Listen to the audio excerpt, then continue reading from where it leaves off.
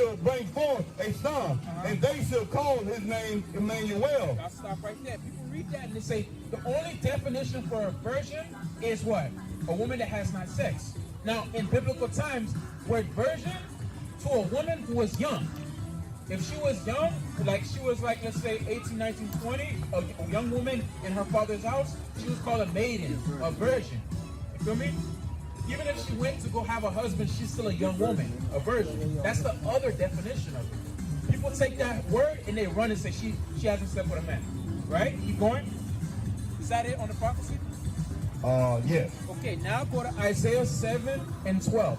We're going to go to the prophecy because the prophecy that you find in Isaiah that was fulfilled in Christ was fulfilled during the time of the prophet.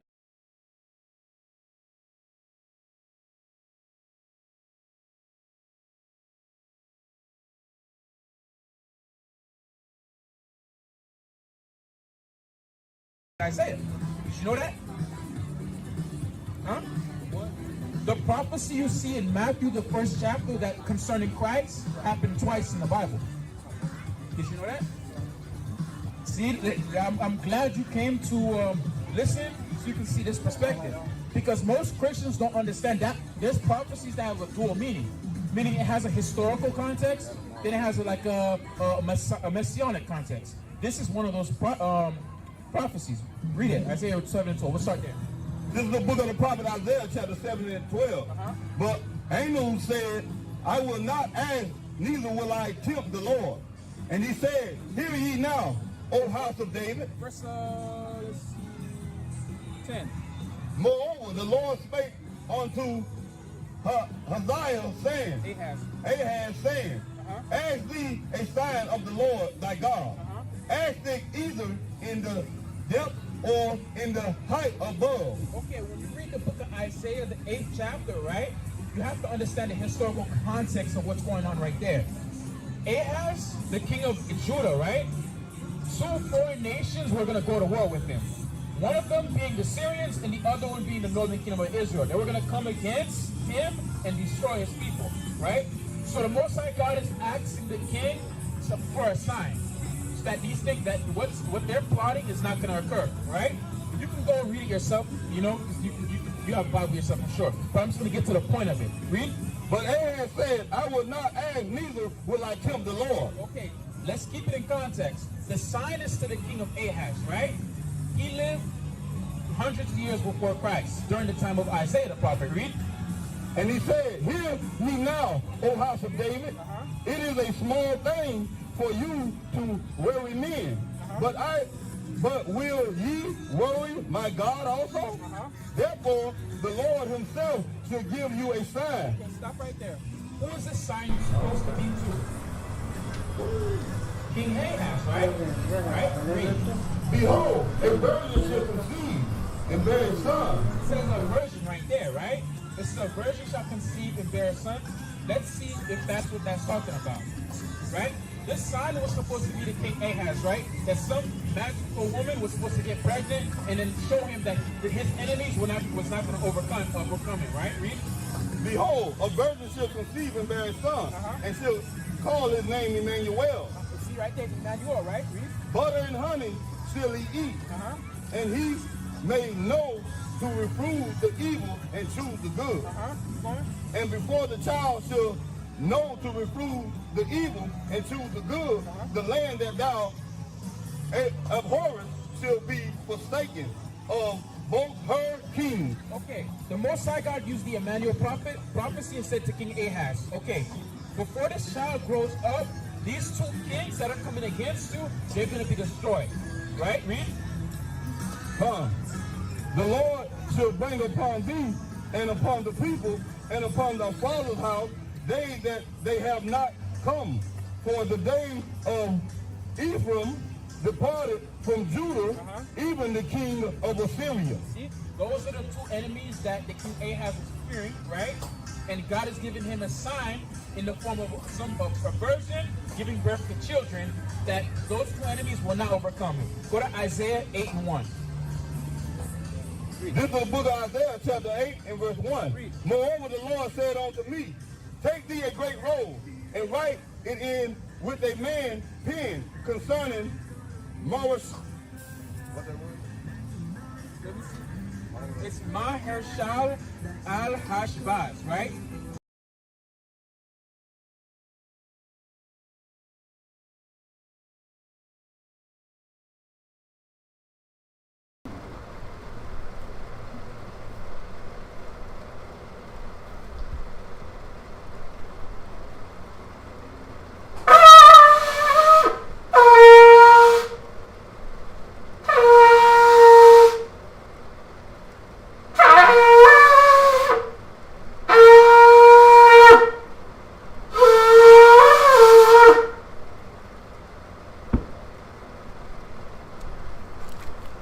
Imad Waponya Hakudam.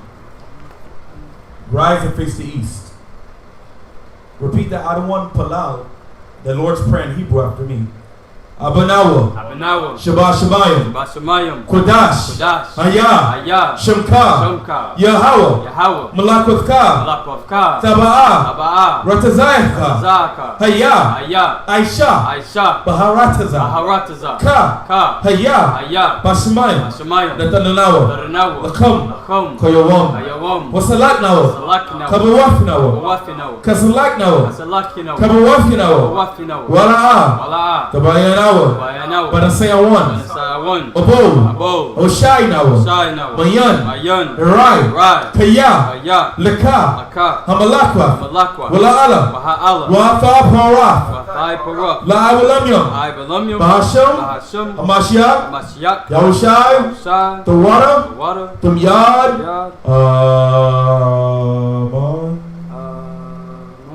God don't pull out in English. Repeat after me. This is the book of Matthew, chapter 6 and verse 9. After this manner, therefore pray ye, Our Father which art in heaven, hallowed be thy name. Thy kingdom come, thy will be done in earth, as it is in heaven. Give us this day our daily bread, and forgive us our debts, as we forgive our debtors. And lead us not into temptation, but deliver us from evil. For thine is the kingdom, and the power, and the glory forever. Amen. For if ye forgive men their trespasses, your heavenly Father will also forgive you. But if you forgive not men their trespasses, neither will your heavenly Father forgive your trespasses. Bahashim Mashaki Hawashai, the water Timyad. Hallelujah! Hallelujah! Hallelujah! Hallelujah! Hallelujah! Hallelujah! Abba Yahweh, we come before you in the name of Mashak Yahushua. We ask that you forgive us for our iniquities, Yahweh. Forgive us and make us cleaner than snow, Yahweh. Make us whiter than snow in thy sight, Yahweh. Clean away and wipe away our transgressions before your eyes, Yahweh. Please encamp your angels around us. Feed us with your wisdom, knowledge, and understanding, which is in thy holy scriptures, Yahweh. Please feed us with your wisdom, knowledge, and understanding. Continue increasing us with your word, Yahweh. Continue allowing us to apply your laws, statutes, commandments in our daily lives, Yahweh. Continue allowing us to go out there throughout the four corners of this earth and bring our people out of this darkness, Yahweh. Continue smiting the nations and having them in derision before our eyes, Yahweh. Guide and protect us. Heal us. Uplift Israel, Yahweh. Protect Israel and have compassion on us in these last days. We ask all those that's tuning in on the live stream is fed with your wisdom, knowledge, and understanding tonight, Yahweh. All this we ask in word and deed. Bahasham, Hamashiach, Yahushai. The water of God.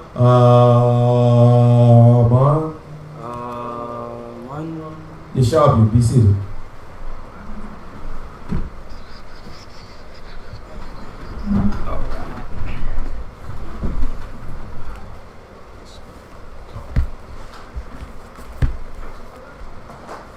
Shalom, shalom, Israel.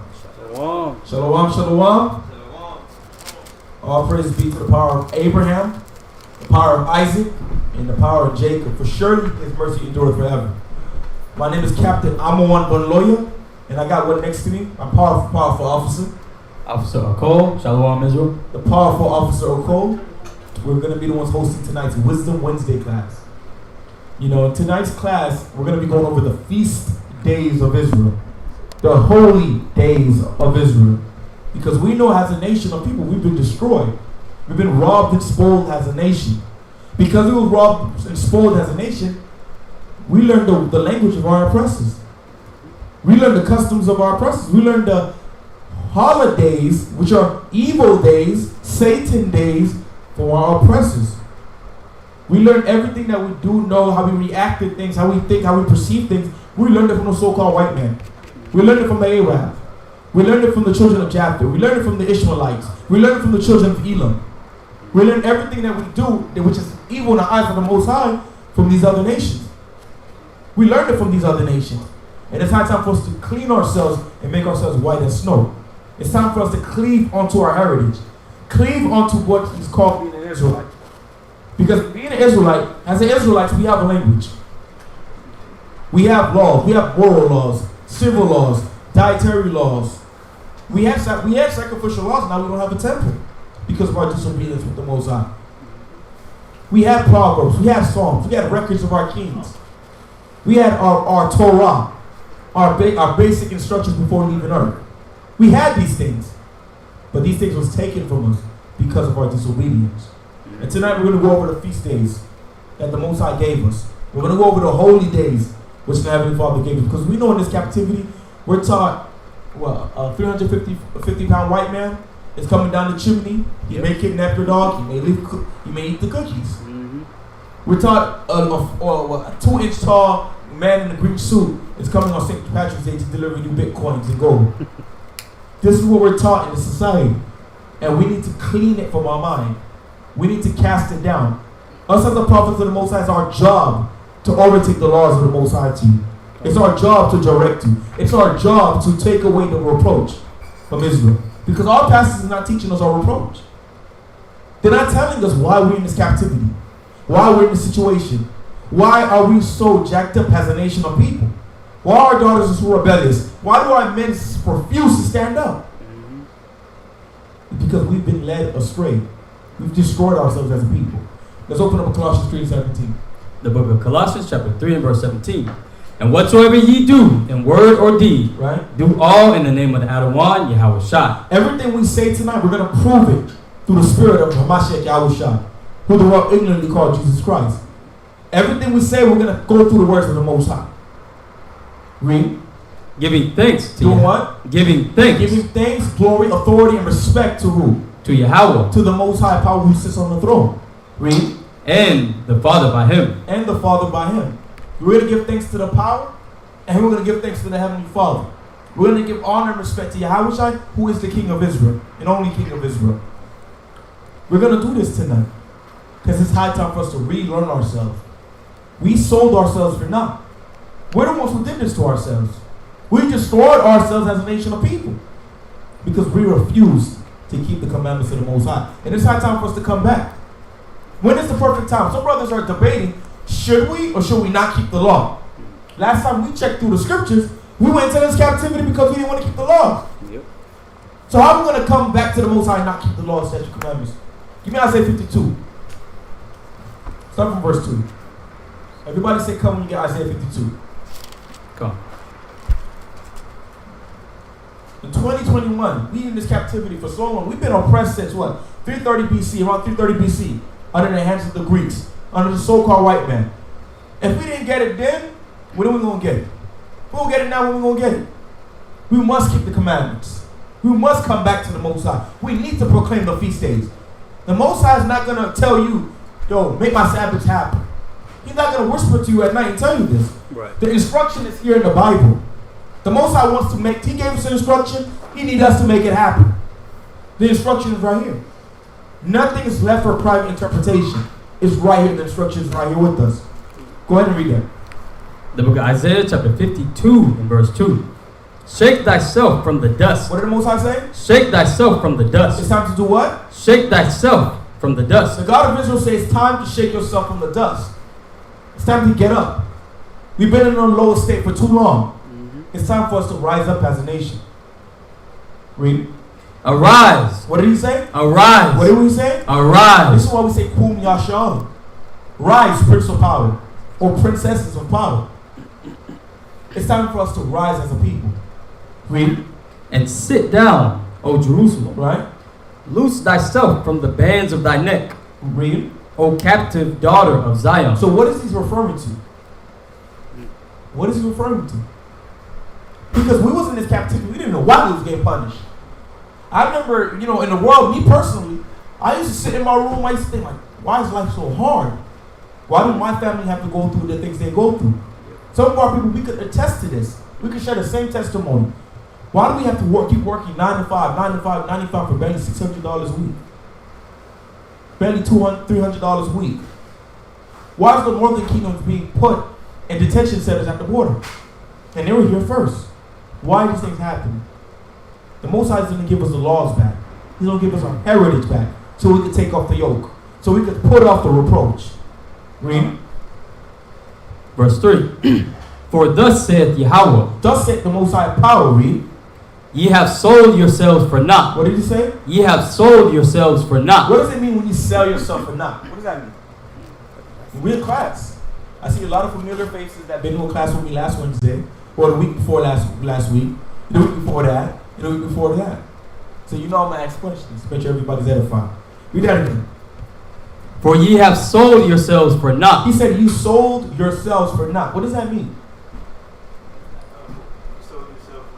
You sold yourself for a bag of Skittles in Arizona. You work 9 to 5 because you sold yourself for a pack of Mamba candy, pack of honey buns. He said you sold yourself for naught. Read. And ye shall be redeemed without money. What did he say? Ye shall be redeemed without money. He said you sold yourself for nothing, but guess what? You're going to be redeemed without money. A lot of our people, like, Chief Priest Kahana always says this all the time. A lot of our people is trying to seek the dollar bill to get out of this captivity. We're trying to see if we can get to the highest echelons in this captivity. Yeah. This is not what's going to save us. Getting rich and dying trying in America will not save us as a people. No matter how strong you think you are, how smart you think you are, that will not save us. It's by us repenting, coming back, and keeping the commandments. With meekness. With humility, serving the God of Israel. But Moses said we're going to be redeemed without money. There's not going to be a price put on for us to be redeemed. He's going to do it by the strength of his arm. Read. For thus saith the Most High power. Right. My people went down aforetime unto Egypt to sojourn there. That's it. Give me Jeremiah 2. He said we will be redeemed without money. We went into this captivity because of our disobedience. We've forsaken the Most High. We've forsaken the Most High. A lot of people don't understand what it means to forsake the Most High. Does that mean you just turn your back towards the Most High and say, bye God, I don't got to deal with that? Is that what it means when you forsake the Most High? It's not praying. It's not praying three times a day. Does that mean you forsake the Most High? Right? What was that? We need to understand what this means. Forsaking the Most High. What does that mean? Because the Most High is found in the Scripture, but we're going to get there. Read Jeremiah 2:1. The book of Jeremiah, chapter 2 and verse 1. Moreover, the word of the Most High came to me, saying, Go and cry in the ears of Jerusalem. What did he tell us? Go and cry in the ears of Jerusalem. Tonight we're crying in your ears. We're going to proclaim the feast days of the Most High. In the ancient times, the Levites had to proclaim the feast days. Now the Most High is raising up the nation of kings and priests. Everybody's responsible, man, to know this. Everybody's responsible to go out and teach this word. Everybody's accountable to know the law, statute, commandments of the Most High. He said, go out and cry. Read. Go and cry in the ears of Jerusalem. In the ears of who? Of Jerusalem. In the ears of Jerusalem. Are we supposed to go to Jerusalem and cry unto the buildings? So what does it mean when it says, cry ye unto the children of cry ye unto Jerusalem? That's what I like. Give me Isaiah 62:12. Write this down. Because oftentimes the scriptures speak what? Metaphors, parables, dark sayings, similitudes. When he refers to Jerusalem, to Israel, he's speaking about the Israelites. When he's referring to Basra, he's speaking to the Edomites. When he's speaking about the land of Canaan, a lot of times he'd be talking about the Canaanites as well. Because this was their land before it was ours. It was the people before it became a city. Give me Isaiah 62:12. We're going to go back. The book of Isaiah, chapter 62 and verse 12. Let's show you this, a perfect example of this in the scriptures. Read. And they shall call them. Call who? Call the Israelites what? The holy people. The holy people, read. The redeemed. The redeemed, read. Of the Most High. Read. And thou shalt be called. Thou shalt be called, read. Sought out. Right? A city, not forsaken. A city. A who? A city. A what? A city. And we see this perfect example in the scripture right here. We're being referred to as a city. Do we have to pay FPL for lights now? Do we have fiberglass windows? Oak tree doors on our backs? No, this is a metaphor in the scriptures. The Jerusalem the Most High is referring to is Israel. Go back to where you was at Jeremiah 2. The book of Jeremiah, chapter 2 and verse 2. Read. Starting at the middle or back at the top. Start back at the top. Go and cry in the ears of Jerusalem, Read. saying, Thus saith Yahweh, I remember thee, Right? the kindness of thy youth. The Most High said He remember us. The reason why you brothers are in this room right now is because the Most High remembered you. The Most High remembered you, and He's had compassion upon us. This is why we're here, and we're able to go to Colossians 3:17. This is why we have our brothers on the live stream, the sisters on the live stream. Our women wearing fringes again, head wraps again. They stop being masculine, being feminine again. The Most High remembered us, and He's showing us compassion. Read. The love of thine espousals. What did He say? The love of thine The espousals. love of thy espousals. Read. When thou wentest after me in the wilderness, Right. in a land that was not sown. He was referring to when He took us out of Egypt. Because the children of Israel is like the wife, the metaphorical wife of the Most High. When the Most High found us as a nation, when He took us out of Egypt, it was like a new marriage.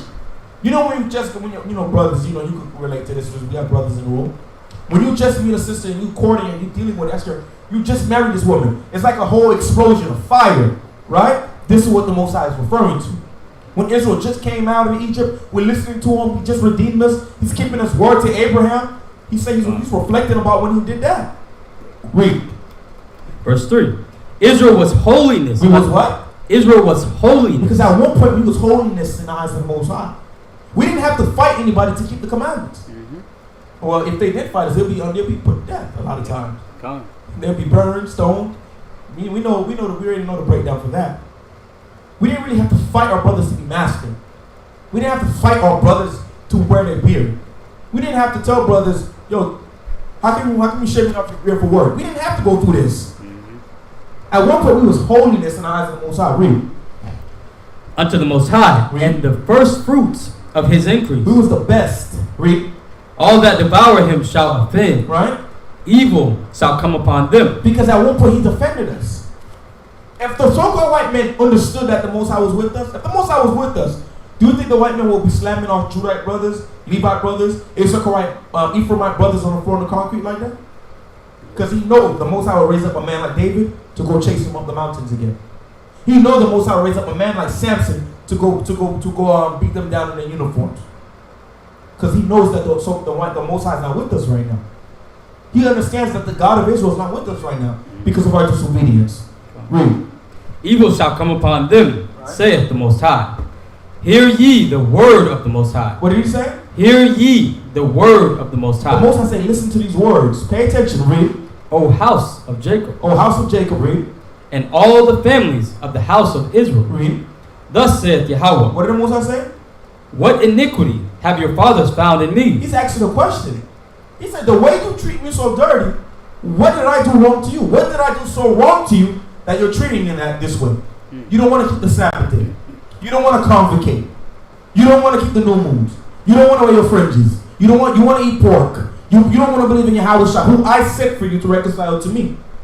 He said, what did I do to you so bad? Read. That they are gone far from me, Read. and have walked after vanity. That we walked after. What's vanity? Christmas is vanity. Easter is vanity. I haven't kept them so. Valentine's Day is vain. It's vanity. Your woman should not be asking you for roses and chocolates on Valentine's Day. We chase after vanity, says the Most High. Read. And are become vain. And we became what? And are become vain. And we became vain. We became of no use. And there's Israelite who refuse to keep the commandments of the Most High. It's like a car without an engine. It has no value. It's like a candle and there's no light. No value. You have a cup of water, but you have you have products to cook, but you don't got no pots to put them in to cook them over the stove. It don't make sense when Israelite will not keep the commandments of the Most High. And the Most High is asking us, what iniquity did we find in Him? Does the Most High commit iniquity? He's perfect in all His ways. We're the ones that's crooked. We're counterfeits of the Most High. Jump down to verse 11. Verse 11. Hath a nation changed their powers? What did He say? Hath a nation changed their powers? He said, has a nation changed their powers? The Edomites, they still serve Krishna. They still serve Krishna. Vashtu. The so-called white man still celebrates and worships Satan. Yep. Caesar Borgia is just Satan without the horns. That's it. Africans still worship all their gods. Dagon and Astaroth and all these other gods. They still serve these gods. Yep. Moab and Ammon still serve Buddha. Ishmael still serve Allah. They still serve their gods. But we've changed our gods. We made our money our gods. We made Caesar Borgia our gods. Ultimately, we made the nations our powers. Because we choose their ways over the ways of the Most High. Read. Which are yet no gods? Which are what? Which are yet no gods? Because they're not powers. They can't save us. Read. But my people have changed their glory for that which doth not profit. Because our glory is the ways of the Most High. He tells us this in Jeremiah, the 9th chapter. The strong can't boast of his strength. The wise can't boast of his wisdom. The rich can't boast in their riches. But us, we can boast that we know the Most High. We change our glory. Read. Be astonished, O ye heavens, Right. at this, and be horribly afraid. Read. Be ye very desolate, saith Yahweh. Read. For my people have committed two evils. He said we committed two evils. Read. Let's find out. Read. They have forsaken me, the fountain of living water. We did what? They have forsaken me, the fountain of living water. We've forsaken the Most High. We're going to understand how we forsake the Most High. Read. And hewed them out cisterns. We hewed our cisterns like pots with holes. Banged up, rusted up pots and cups. Read. Broken cisterns. Broken what? Broken cisterns. Can you fill a cup of water and a cup full of holes? This is what Israel have done to the Most High. This is what we and our forefathers have done to the Most High. Read. That can hold no water. That can hold no value, no wisdom, knowledge, understanding. He said we forsake them, so how do we forsake the Most High? Give me Psalm 47, because we got to understand where is the Most High found at. Where is he found? In church? Big Mama? She didn't tell you that in church, after church. She told you, come over here, baby, let's eat the collard greens and the chiclets. Right after Sunday service. This is what Big Mama told you. She didn't tell you where to find the Most High. But tonight you're going to understand where to find him. Where to seek the God of Israel. Read. The book of Psalms, chapter 40 and verse 7. Read. Then said I. Then said I. David is speaking through the Spirit. Read. Lo, I come in the volume of the book. Where does the Most High come in? I come in the volume of the book. Where does he come in? In the volume of the book. If you didn't know before, today you know. The Heavenly Father is found in the volume of the book. What book is that? What book is that? Let's put it up. It's the Holy Bible. Basic instruction before leaving earth. This is where the ways of the Most High is found at. You get to find out what the Most High loves through the Bible, what he hates, what he expects from us, the things that he finds that's nasty in his eyes, clean, unclean, how to repent, his instruction. You get to understand the ways of the Most High in his Bible. You seek the Most High through the scriptures. You could spin around, throw some chicken bones on the floor in a dark room and 4 candles in the corners. You will not find the Most High that way. You're going to find him in the Holy Bible. He said we've forsaken him. How we forsaken him? Let's get to that part. Give me Job 21:14. Let's get to that part. The Heavenly Father said we've forsaken him. How have we forsaken him? It's important for us to understand how we've forsaken the Most High. Because our people, we forsake him day in and day out. Read. The book of Job, chapter 21 and 14. Everybody's there? And everybody say "Khan" when you get there. Job 21 and 14. We need to understand how we, as a people, forsaken the Most High. Go ahead. Job 21 and 14. Read. Therefore say unto Yahweh, Right? depart from us. What did we say? What did we say to the Most High? Depart from us. As a nation of people, we said to the Most High, scram, Dang. skedaddle, get lost. Read. For we desire not the knowledge of thy ways. We didn't want to. We refused the knowledge of the Most High's ways. Everybody want to be the chosen people. Jake says it all the time in the hood. He's a terrorist. He's shooting people. He might even blow up the Arab store. I'm the chosen one. Tattoos all over his face. Yeah, you are the chosen one. According to election. According to election, you are the chosen one. But if you're rejecting the ways of the Most High, you're going to be a dead chosen one very shortly. Read. What is the Almighty? What did he say? What did we say? What is the Almighty? Who is the Most High? What is the Most High? Read. That we should serve him. Who is he? Because when we tell Jake that he's the Israelites, he needs to repent or the Most High's going to kill him. He said, who going to kill me? Ain't no N-word going to do nothing to me. We forsaken the Most High. This is Israel. This is how Israel treat the Most High. A lot of us that go out and teach our people, right? We go out there, we come out there with a spirit of meekness, humility, love, compassion. What do our people do to us? How do they return favor to us? They yell at us, scream at us, bring up AK-47s, want to fight us, want to do all types of abomination to us, curse us out, wish evil upon us. Now, that's the Most High reaching out to Israel. This is how the Most High feels. Go ahead. We were going to tell them that basically that God is only God of Israel and no one else. They rejected him even more. Like, wait, so oppressors can't come with us too? Nah, it's not for me. It's not how God. Listen, imagine the Most High being in your shoes. I can't. And Israel being that wicked Negro, that wicked Eve. This is how the Most High feels. We forsaken him that way. Read. And what profit should we have if we pray unto him? Because we see no value in serving the Most High. The reason why a lot of our people is getting put to death throughout the globe right now is increasing because the Most High has a spirit of death on the earth right now. He's plaguing the earth day in and day out until we're redeemed. Until the earth can finally be refreshed. When Israel's in rulership. Because we don't see the reward in serving the Most High. We fail to see it. Read. Lo, their good is not in their hand. What did he say? Their good is not in their hand. The good is not in their hand. The good is the laws. Give me Mark 7-6. Because we don't want to refuse to serve the Most High, we're celebrating all types of wicked holy days, wicked holidays that have nothing to do with the Holy Bible. It has nothing to do with the Holy. Christmas is in the Bible. But guess what? Yahweh says don't do that. Don't follow the ways of the Gentiles. He don't want us to observe Halloween. He don't want us to observe Easter. He don't want us to observe, Lent Fridays. He don't want us to observe these things. He wants us to observe the things written in the scriptures that was given to our forefathers. Every time we keep the feast days, we only get rewards from the Most High. Why fix something that isn't broken?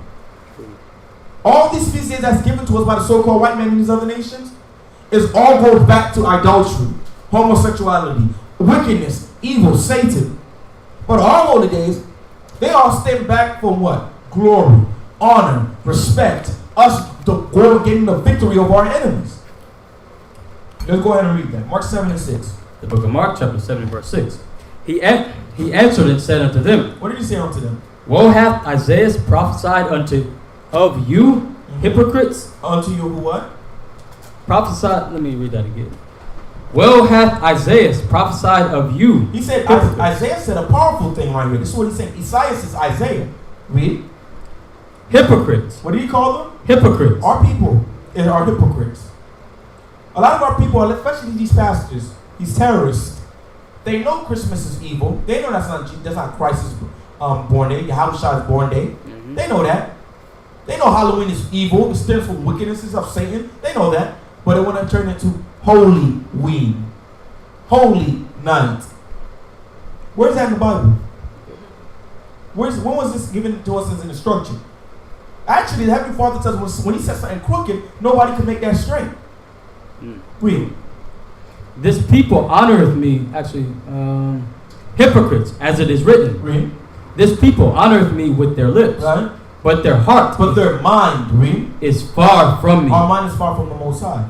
As a nation of people, we need to come back to our language.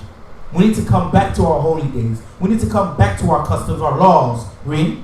Howbeit in vain do they worship me. Howbeit in vain we worship the Most High. How? Read. Teaching for doctrines. Teaching of what? Teaching for doctrines. Teaching for doctrines. Read. The commandments of men. Not only in Israel, in Yasharallah, we face this issue. Everybody want to be a top teacher, making face false doctrines in the scriptures. But we know that this false doctrine out there, the things that we've been taught, the things that we've been accustomed to growing up, is the doctrines of men. Yep. There's no way, and we could bet our stimulus. You know, Jake on Instagram, he says stimmy. Right. We could bet our stimmy this winter coming up, a 450-pound white Caucasian male with a beard, with reindeers will not be coming through the hood. We could bet our stimmy on it. This is not going to happen. We've taken a custom to the traditions of men. Read. For laying aside the commandment of Yahweh. We turn aside the commandments of the Most High. Read. Ye hold the tradition of men. We hold the traditions of men. Read. As the washing of pots and cups. Read. And many other such like things ye do. The Most High said we esteem these things. A couple scriptures ago, he said that we rejected him. We turn our backs from him. But we want to esteem lies. Our people are so accustomed to lies. When are we going to get the truth? Sometimes the truth is hard to digest. The Most High gave us feast days we ought to keep in their seasons. That we are supposed to keep them to the best of our ability, actually perfect. We need to keep these feast days perfect, not best of our ability, but perfect in the eyes of the Most High, according to as it is written. And it's high time for us to come back. He said that in these last days we would wake up. The Most High said this will be the day that we will arise and come back to Him. Give me Hosea 6:1. Let's get that prophecy. He said that. We're going to go to 2 more scriptures before we go into the topic for tonight. In Hosea 6:1. The book of Hosea, chapter 6 and verse 1. Read. Come and let us return unto the Yahweh. What did the Most High say? Come and let us return unto the Most High. You see, this is not 50 Cent. This is not Kodak Black. It's not Beyonce, Solange, Jay-Z. This is us right now, the Israelites, the remnant of Israel that's going to come back.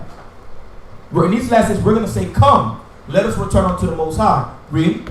For he hath torn. He has what? He hath He torn. put us through captivity. He hath torn. He spread us throughout the 4 corners of the earth. He hath torn. He turned the Israelite man against the Israelite woman. He hath He torn. turned the Israelite child against the Israelite parents. He hath The torn. Most High torn us. He beat us down. He humbled us.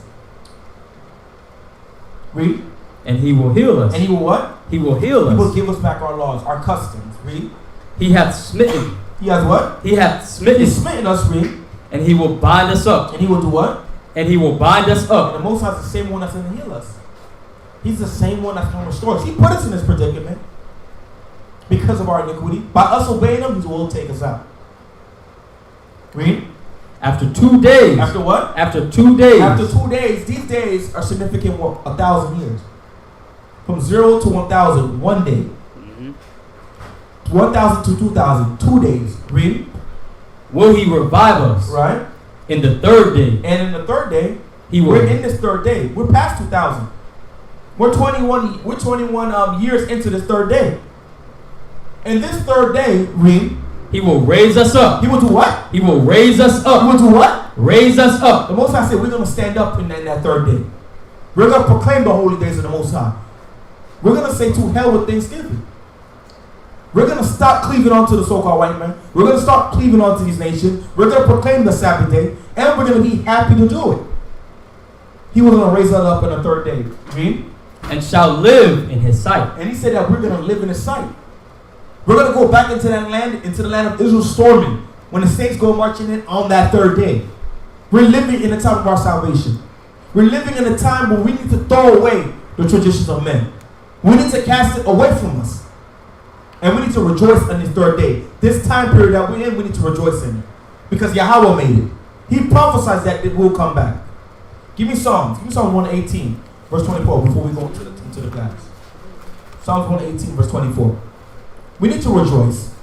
Every day you see an Israelite say, Kum Yahshala. You see an Israelite stop putting Zo-Life or No-Life on his Instagram bio and put Levite. You see a sister stop putting sister from this block, that block, this corner, but putting daughter from the tribe of Judah, daughter from the tribe of Benjamin, Ephraimite princess. We need to face the east and give the Most High glory. We need to give Him praises because we're that much closer to being redeemed. Read. The book of Psalms, chapter 118 and verse 24. 118 verse 24. Read. This is the day which Yahweh hath made. This is the day which the Most High made. This is the day that the Most High created, that we will come back and return to Him. Read. We will rejoice. We will do what? We will rejoice. We will rejoice. When we seen the Capitol get stormed, right? What was the thing we were saying during class? All praise. What were we saying? I said it a couple times in class. What was I saying? Raise it what? Raise it, raise it. What were we saying? Raise it, raise it. We were saying raise it, raise it. Yep. This is a day to rejoice. Because 100 years ago, our ancestors only could see that happen in their dreams before they go pick up some collard greens and okra. The day our ancestors could have seen the so-called white man running in fear while his white brethren storm his capital and destroy everything that he loved and sanctify that capital. That was a far dream to our ancestors when they were in the cotton fields in Jamaica and Haiti, when they were being conquered by the conquistadors. That was a far thought. And this time we need to rejoice. This is not the time for us to fight each other. This is the time for us to come together and keep the laws of the Most High. This is the time for us to be happy. Oh, I didn't know this was in the Bible. This is another law. I need to apply this law in my life. This is the day we need to rejoice in. So let's get Leviticus 23. So we're talking about, Israel rejecting the Most High. We address that the Most High is found in the scriptures. We address that, Israel's taken on to customs and traditions of man. These fake holy days, which are Satan days. Now we need to understand our days that the Most High gave to us. He gave us days. He gave us days that we ought to observe. A lot of times, Israel, we try to pick and choose which days we're going to follow, which days we can't choose. The Most High didn't give us a say on what feast days we can and cannot keep. We have to keep all the feast days written in the scriptures according to the law, statute, commandments of the Most High, man. Before we get Leviticus 23:1, let me get Leviticus 23:41. Then we'll go to start from verse 1. The book of Leviticus, chapter 23 and verse 41. And ye shall keep it a feast unto Yahweh 7 days. Again? And ye shall keep it a feast unto Yahweh 7 days in the year. 7 what? 7 days in the year. Read. It shall be a statute. It's like it. Let's start from verse 1. 23:1. It's like Leviticus 23 and verse 1. right. And the Most High spake unto Moses, saying, Now, we're going to break it down piece by piece. This is a plethora of scriptures we're going to go over. Well, we can't really go over. This really is a 3-hour, 4-hour class. Now, in the beginning of the verse, it says, and Yahweh spake unto Moses. Read. Speak unto the children of Israel. Speak unto whom? Unto the children of Israel. So this instruction is going on to who? Unto the children of Israel. Unto the children of Israel. Read. And say unto them, Right. concerning the feast. Concerning the what? Concerning the feast. Concerning the who? Concerning the feast. Concerning the what? Concerning the feast. Concerning the feast. Read. Of the Most High. Of the Most High. Read. Which ye shall proclaim to be holy convocations. Which should be what? Which ye shall proclaim to be holy convocations. Which should be holy convocations. Read. Even these are my feasts. Even these are your what? Are my feasts. Now we're going to go back. Because a lot of times when Israel read this, they think all the feast days have to do with food. Right? I know Israel loves food. Not all the feasts in Leviticus 23 has nothing. What this is speaking about has nothing to do with food. This is why we're going to go into the Hebrew, so we can understand. Get the Blue Letter Bible and get Leviticus 23 up. All right, it should be on one of the tabs. Now, if this is all dealing with food, right? Feasting, we come together, we get turkeys and cranberry sauce. Well, that's a problem, because one of the 7 feast days commands us not to eat on that day. So it's either that the Most High is being double-minded, or maybe we're not understanding. We're not understanding what the instruction the Most High is about to give us. Let's just show an example. Get Leviticus 23. Start from verse 27. Start from verse 26. Leviticus chapter 23 and verse 26. Go ahead. And Yahweh spake unto Moses, saying, also in the 10th day of this 7th month, Right. there shall be a day of The atonement. Day of Atonement, the Yom Kippur, is the day of fasting. Read. It shall be in holy convocation. A holy what? Holy We're convocation going to understand what holy convocations are. Read. unto you. Right. And ye shall afflict your You souls. shall what? Afflict your souls. Now, if all Leviticus 23 is dealing with feasts, how come you can't eat on this one? We're going to get the definition for this word feast. So we're going to start back at verse 1. Because you can't eat at this one. That word feast has nothing to do with food. It has nothing to do with food. It has nothing to do with coming with turkeys. It has cranberry sauce, eggnog, cookies, reindeer cookies, sugar cookies. It has nothing to do with it. And we're going to get the understanding. Start from verse 1 again. Leviticus 23 and 1. Read. And Yahweh spake unto Moses, And saying, Yahweh spake unto Moses. I want you to click verse 2. Officer Brother. Come on. We're gonna get there. Read. verse 2. Right. Speak unto the children of Israel, Speak unto the children of Israel. Read. and say unto them, And say unto what? and say unto, concerning the feasts of the Most And High. say unto them concerning the feast of the Most High. So we're going to stop. We're going to get the definition in Hebrew for this, and we're going to read it again so we can get clarity. This is why we need to study our Hebrew. We need to come back to our heritage and learn the Hebrew. Learn the Lashon Kodash. Learn the Holy Tongue. Because it paints a whole other script, a whole other picture when you go through the scriptures in Hebrew. And with the language of, with the English language, with the Creole language, Spanish, Portuguese, French, you can play with the word of the Most High. But when you go to the Hebrew, everything is shut down when you go into the Hebrew. Everything is unlocked. Because what it says is what it is in the Lashon Kodash. It loses force when we translate it to this other language. Now, I want you to read that part again. Verse 2. Speak unto the children of Israel, Right. and say unto them, Say unto them, read. concerning the feast. Concerning the feast. Now, the Hebrew word for feast is mawa'id. So let's get an understanding of what this definition is for this word. Scroll down. Mawa'id. It said feast. Let's see if it has something to do with food. Read it again.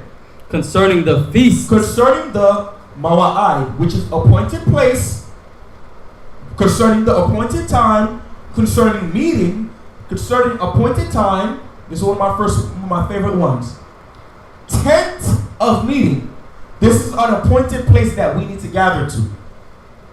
These holy days, these festivals, these things these days the Most High sanctified to us are places that we need to be at an appointed time, at an appointed place.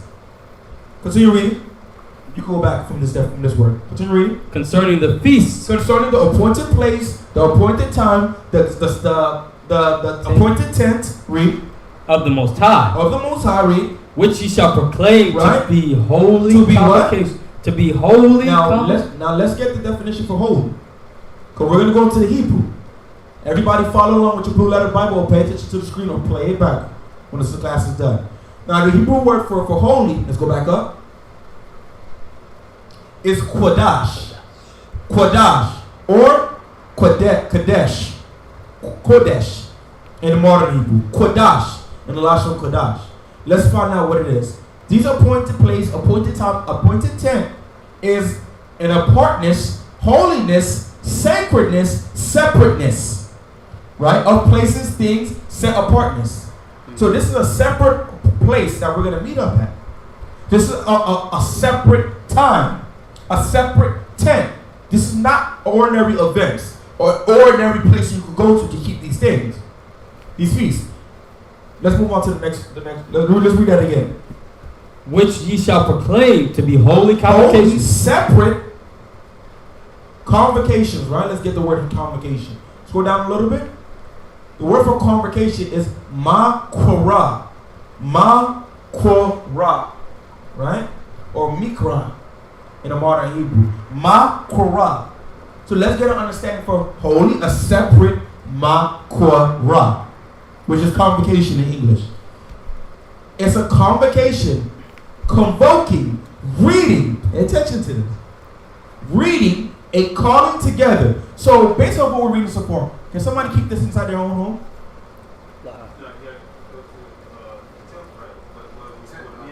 Remember, in the wilderness, we didn't have the temple. You have to go to the what? Appointed what? At the appointed what? At the appointed tent, at the appointed time, a holy separate place, a holy separate time, which is these dedicated feasts of Most High is about to present to us. And it's a reading, a calling together, well, a sacred assembly. Nowhere in these definitions does it say come and eat a turkey. These things. This is why we got to go into the Hebrew, right? This is not something you could just do in your comfort in your own home. It's not something you could do, well, I'm just going to do it with me and the family. Then it can't be a sacred place. It's not a sacred gathering. Because these feast days commanded Israel to come together as a nation. This is why in the quote-unquote New Testament, you see that we have synagogues in various places. Chief houses, Ra'ash Bayath in Hebrew, where Israel could come together, just like in this congregation, no matter where you're from, no matter how far your travels are, come together at the appointed time, appointed place, appointed location, and go through a separate reading, which is the law, statute, commandments of the Most High, the scriptures. So let's go back. Start from verse 2 again. Speak unto the children of Israel. Speak unto the children of Israel, read. And say unto them. Say unto them, read. Concerning the feasts of the Most High. Concerning the appointed place, appointed time, a holy gathering, a holy reading, read. Which ye shall proclaim to be holy convocations. Right. Even these are my feasts. Even these are the appointed place, the appointed time, the set assembly, the separate readings, read. 6 days shall work be done. We're about to get the first one. What did he say? 6 days shall work be done. What does this one sound like? 6 days, read. But the seventh day But the seventh day is the Sabbath of rest. is the Sabbath of rest. So the first feast that the Most High gave us, a first appointed place, appointed time, appointed assembly, appointed reading, separate reading, is the Sabbath day. This is number one. You hold that, give me Exodus 20 and 11. This is the first one. Actually, we're going to continue reading Leviticus 23 first. We're going to finish with the Sabbath and then we're going to go to the Exodus 20. Because a lot of times, if I ask in the room right now, why do we keep the Sabbath day? What's the significance of the Sabbath day? Because there's a purpose on why we keep the other feast days. Why do we keep the tabernacles? It's true, that's true, but I need deeper. I need the ingredients in the meal. Why do we keep it? To remember what? The tabernacle was to remember the dedication of the temple, right? No, that's the feast of dedication. Nope. Why do we keep the feast of tabernacles? Because it commemorate when we was in the wilderness. What did we live in? In what? In booths. In booths. Right? Why do we keep the Passover? To remember what? To reflect on us in Egypt. There's something that we need to reflect on when we keep the Sabbath day. There's a reason why we keep the Sabbath day. Why is it the seventh day? Why we rest from some servile work? It's to reflect on something. It is found in Genesis. We're going to get into that.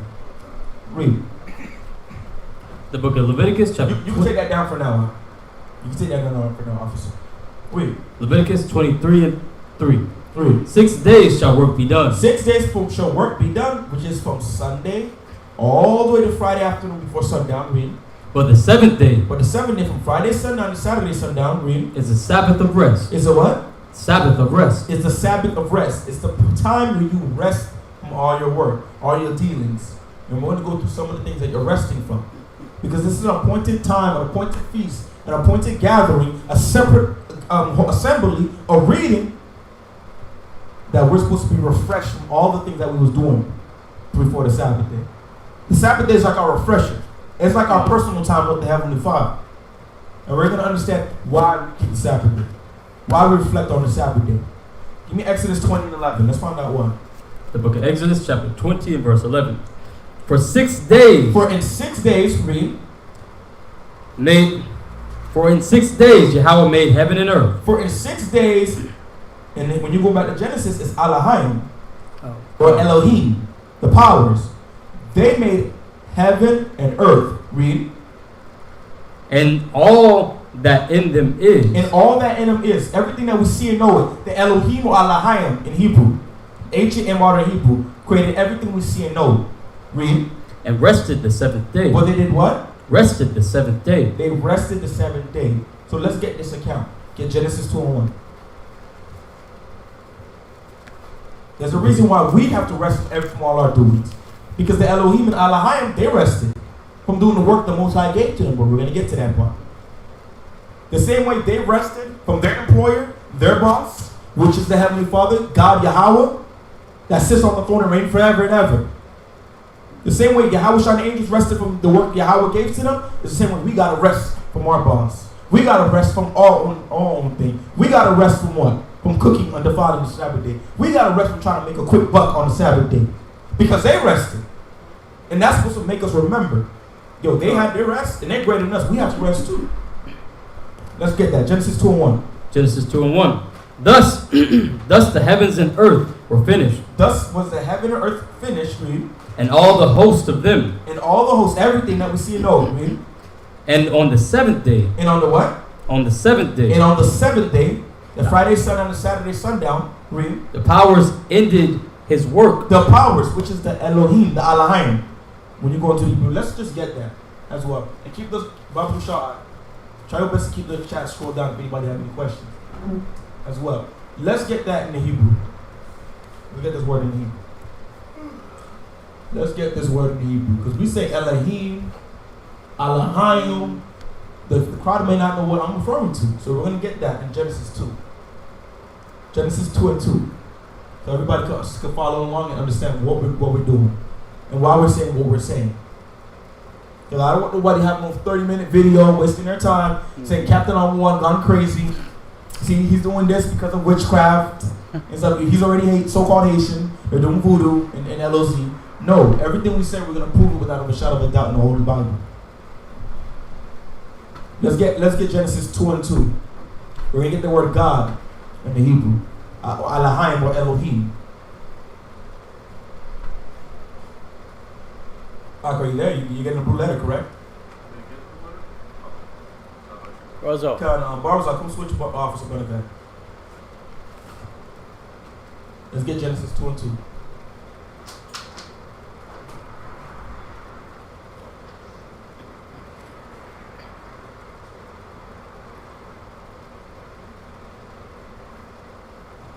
Now click on verse 2.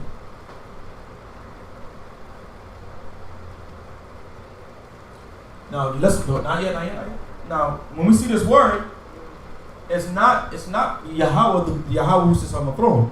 It's the word Elohim, right? Because we will see that in the Hebrew it will have the Yod He Wad He or Yahweh characters. But you see Elohim or Elohim in the ancient Hebrew. Click that. Let's click that. Let's see who was this power that was resting. Slide down.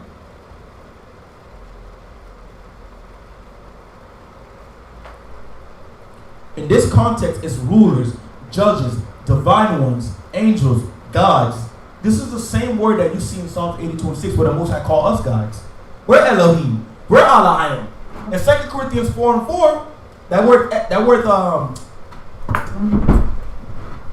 ethnos is the same word for Elohim or Elohim. Satan is called an Elohim or Elohim, a power. So this is not the Heavenly Father himself, but we're going to find out who is it. That rested from the works from the Most High power. Give me Colossians 1:16. You can take that down now. It's all good, Father. Make sure you try your best to follow along with the class. In Colossians 1:16. The book of Colossians chapter 1 and verse 16. For by him were all things created. For by who? For by him. Let's start from 15. Verse 15. Who is the image of the invisible power? Who is the image of the invisible power? Who is it? Specific Israelite man. You kind of right. It's who? It's Yahushua. Hamashiach Yahushua. This is why he told Thomas what? He said, show me the Father. What did he tell him? If you see me, you see the Father. We twinsies. Right? That's what he's saying. We twinsies. He's the image of the invisible power. Read. The firstborn of every creature. The firstborn of everything that was created. The Most High power created Yahushua. Read. For by him were all things created. For by him were all things created. That's a contradiction, right? This is why we have to go into the Hebrew. But when you go to Genesis, in the common belief, who do people think is creating everything? Most High. People think it's the Most High. But it's Yahushua. The Most High created Yahushua, right? His employee, right? His chief employee, to do what? Read. That for by him were all things created. To go work, to do serve our work and go create the heavens. To go create the light. To give us the understanding of time, evening to evening. To give us the herbs, the animals, the fowls, the fishes of the sea. To create man and woman. Read. That are in heaven and that what? That are in heaven. Yahweh is the one who created the angels. Read. And that are in earth. That are on earth, everything that we see in this plane. Read. Visible and invisible. Visible and invisible. What's invisible? The spirits. The Most High gave him the blueprint. He went to go do this work. Let's get Hebrews 1 and 1 as well. I want to go back. Hebrews 1 and 1 as well. Hebrews chapter 1 and 1. But there's a reason why the Most High gives us the instructions He gives us. There's a significance behind every law, every commandment, every verse. No word is wasted in the scriptures. The same way we're seeing right now, we're understanding Yahushua was the one that rested on the seventh day as well, right? We're understanding this so far, right? Everybody following along? If He had to rest, we have to rest on that day. We got to cut back on the things that we do in our daily lives. Read. Yahweh, who at sundry times Read. and in diverse manners read. spake in time past Read. unto the fathers Read. Unto our ancestors, read. by the prophets, Read. hath in these last days in these times, on that third day, read, spoken unto us by his Son. by his what? By his Son. By his Son. Who's his Son? Yahushua. It's not Caesar Borgia, not Jesus Christ. It's who? Yahushua. Yahweh Shai. There's only one name that we need to call on. It's Yahweh Shai. Read. Whom he hath appointed heir of all things. Read. By whom And by also. what?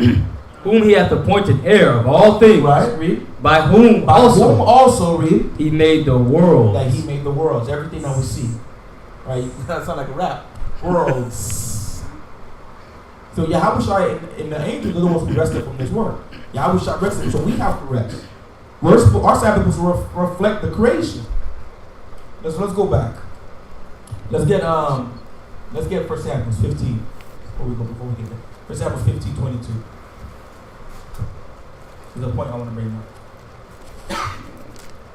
Because we're going to see all the feast days of the Most High. The Most High never left us with just blank, no instruction. All his feast days, he gave us instruction when to keep them. We don't have to, let's take out one word from this verse, one period from this verse, and one comma from this verse, and put it into a sandwich. And boom, this is it. No, the Heavenly Father gives us instruction. He's in detail on how he wants to keep the tabernacles. He's in detail on how he wants us to keep the memorial blown in trumpets. He's in detail in when to keep the day of the Passover. Yep. And most times very specific. We don't have to go dig through our mind to get an understanding of the scriptures. It's plain right here in the scriptures. Yep. It's plain. Let's continue reading. The book of 1 Samuel, chapter 15, and verse 22. Read. And Samuel said, What does Samuel say? hath the Most High as great delight in burnt offering Right. and sacrifices? The Most High, it's cool that we're saying that we're calling ourselves Israel. We'll make a comparison. It's cool that we're saying that we're the daughters of the Zion. That's cool. It's cool saying Kum Yashala. That's cool. Doing donations. That's cool. But read. As in obeying the voice? But has a what? As in obeying the voice? Is you saying Kum Yashala, is that more better than you obeying the what? Read. As in obeying the voice? The what? The voice? Where's the voice of the Most High found at? Where's he found at? In the Holy Bible. The Most High needs us to follow the instruction he's about to give us in Leviticus 23. We don't need to stray from him. The instruction is right here plain to give to us. Read. As in obeying the voice of the Most High? We're obeying the voice of the Most High. So let's obey the voice of the Most High. Because he gave us instruction on the Sabbath day, 6 days. Let's get more instruction on the Sabbath day. Because this was the first feast that was given to us. The first appointed, the solemn reading. This is the first thing that was given to man. Let's get Exodus 31. Start from verse 12. The book of Exodus, chapter 20 and verse 12. No, 31 and 12. 31 and 12. Everybody say come when you got there. Exodus 31 and 12. Everybody there? Exodus, chapter 31 and verse 12. Come. And the Most High spake unto Moses, saying, What did he say to Moses? Speak thou also unto the children of Israel. Unto whom? Unto the children of Israel. Unto the children of Israel, read. Saying, Verily my Sabbath. What did he say? Verily my Sabbath. Verily his Sabbath, the Shabbat in Hebrew. Verily the Sabbath, from Friday sundown to Saturday sundown, read. Ye shall keep. You shall what? Ye shall keep. What if I don't feel like it? Ye shall keep. The most I say the Sabbath day is a day we must keep. It's not a day you just chill and you vibe out at home. In AC, cucumbers in your eyes, mask space on. That's not the time for that. The most I said we have to keep the Sabbath day. Read. For it is a sign. For it's a what? It is a sign. It's like a contract. Read. Between me and you throughout your Between us and who? and you throughout your generation. It's between us and the Most High, this contract. Read. That ye may know that I am the Most High, Right. that doth sanctify you. Because if we want to understand that the Most High sanctifies, we keep the Sabbath day. That's a day he sanctified to himself. That's a Kodash Yawam. That's a holy day. He sanctified to us. Read. Ye shall keep the Sabbath therefore, Right. for it is holy For unto it is you. holy, read. Unto you. Read. Every one that defileth it. Everyone who disrespects the Sabbath day, and we're going to understand how you can disrespect the Sabbath day, read. Shall surely be put to death. It's so bad if you defile the Sabbath day. Most I say the only way for the reconcile is to be put to death. Right? That's the only way. That's the only way for the reconcile. Breaking the Sabbath day is worse than you stealing. Breaking the Sabbath day is like it's worse than what's another example? It's worse than you serving an idol. It's worse. Most I say you have to die. That's the only way to make him feel better about it. Once you defy the Sabbath day. Read. For whosoever doeth any work therein, Whoever do what? doeth any work therein, any work therein, Any work therein, and we're gonna understand what this work is. Read. that soul shall be cut off. That life, that napash, should be what? Cut off Should be cut off. Read. from among his people. So what does it mean when you do work on the Sabbath day? Because we need to observe how to keep our holy days. Because when we went to Leviticus 23, I noticed that some people say, I keep the Sabbath day at home. I keep it with myself. I keep it with my cat, kittens, and my dog Coco. But when you read Leviticus 23:1, it said this is a holy gathering at an appointed place, at an appointed time. A holy reading. A separate time. Being in your house, watching Netflix with the Shabbat service on the other tab, that doesn't fit the criteria of Leviticus 23. It doesn't fit the criteria. And we're going to see what Yahushua did on the Sabbath soon.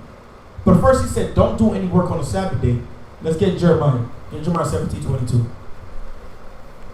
I want to go back to Exodus, but get Jeremiah 17:22. Book of Jeremiah, chapter 17:22. Neither carry forth a burden out of your houses. What did he say? Neither carry forth a burden out of your houses. He said, don't carry forth any burdens in your house. Yes, it could be talking about your very deep thoughts. The thoughts that are heavy onto you. Right? Stressing on the Sabbath day. Killing yourself on the Sabbath day. Right? And I'm not talking about blowing yourself up, but killing yourself by mentally, emotionally, stressing out. But the most I don't want us to carry out burdens. It's not the time for you to go work overtime on the Sabbath day. This is not the time for you to go do extra push-ups on the Sabbath day. It's not the time for you to try to see if you can bench a caddy or if you want to bench 25 pounds on the dumbbell. Most I say don't carry forth any burdens. Read. Neither do ye any work. Do ye any what? Any work. He said it again. Do not do any work. Read. But hallow ye the Sabbath. But do what? Hallow ye the Sabbath. He said don't do any work, but do what? Separate the Sabbath day. Don't treat it like it's any other day. It's not the time for you to be buying on the Sabbath day. Right? We know that it's lawful to do good if it's for the ministry, if it's for the uplifting of the Sabbath day.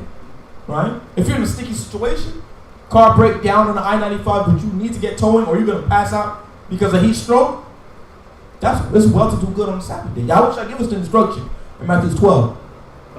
If you had a day of preparation, right, we're going to get to that part too. I don't want to, give it away. But it's not the time for us to do work on this day. And we're going to show you what the Most High Nehemiah is. Give me Nehemiah 13:15.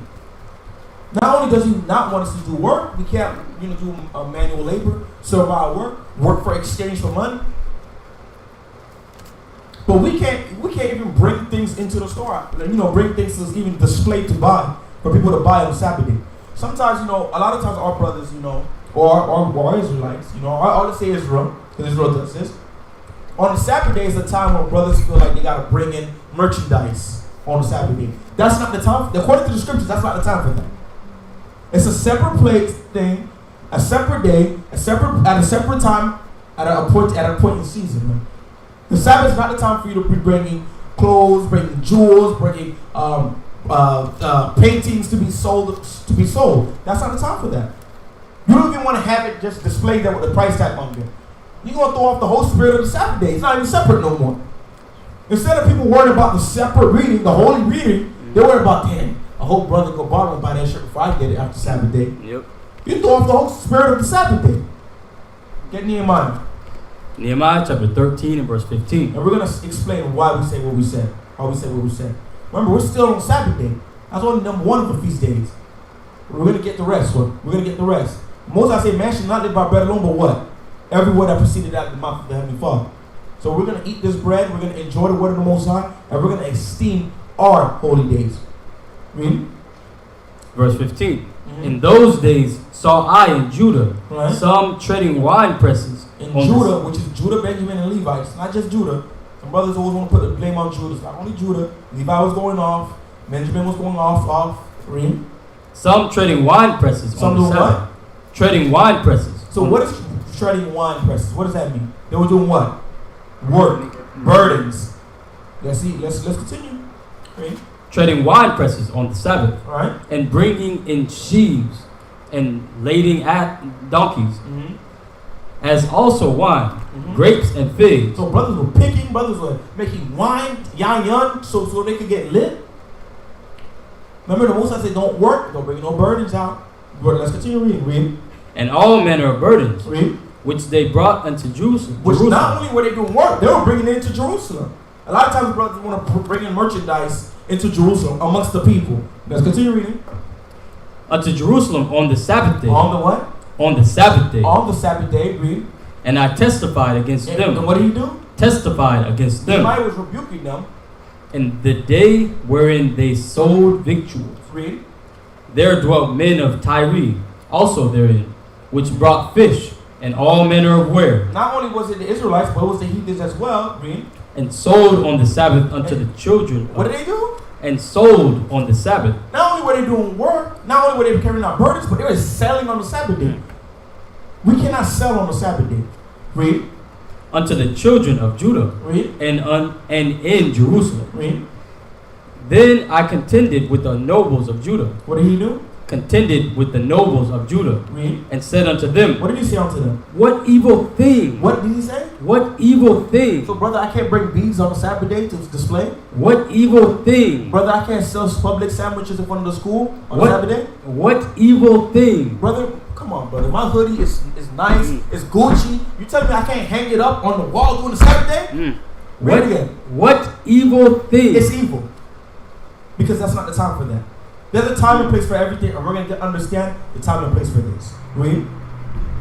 What evil thing is this that ye do? What evil thing that ye do, read. And profane the Sabbath You day. do what? And profane the Sabbath When day. you buy, when you sell, when you bring in victuals in on the Sabbath day, you profaning it. The Most I say the punishment for breaking the Sabbath day is what? It's death. Read. Did not your fathers thus? And did not our power bring all this evil upon us Read. and upon this city? Right.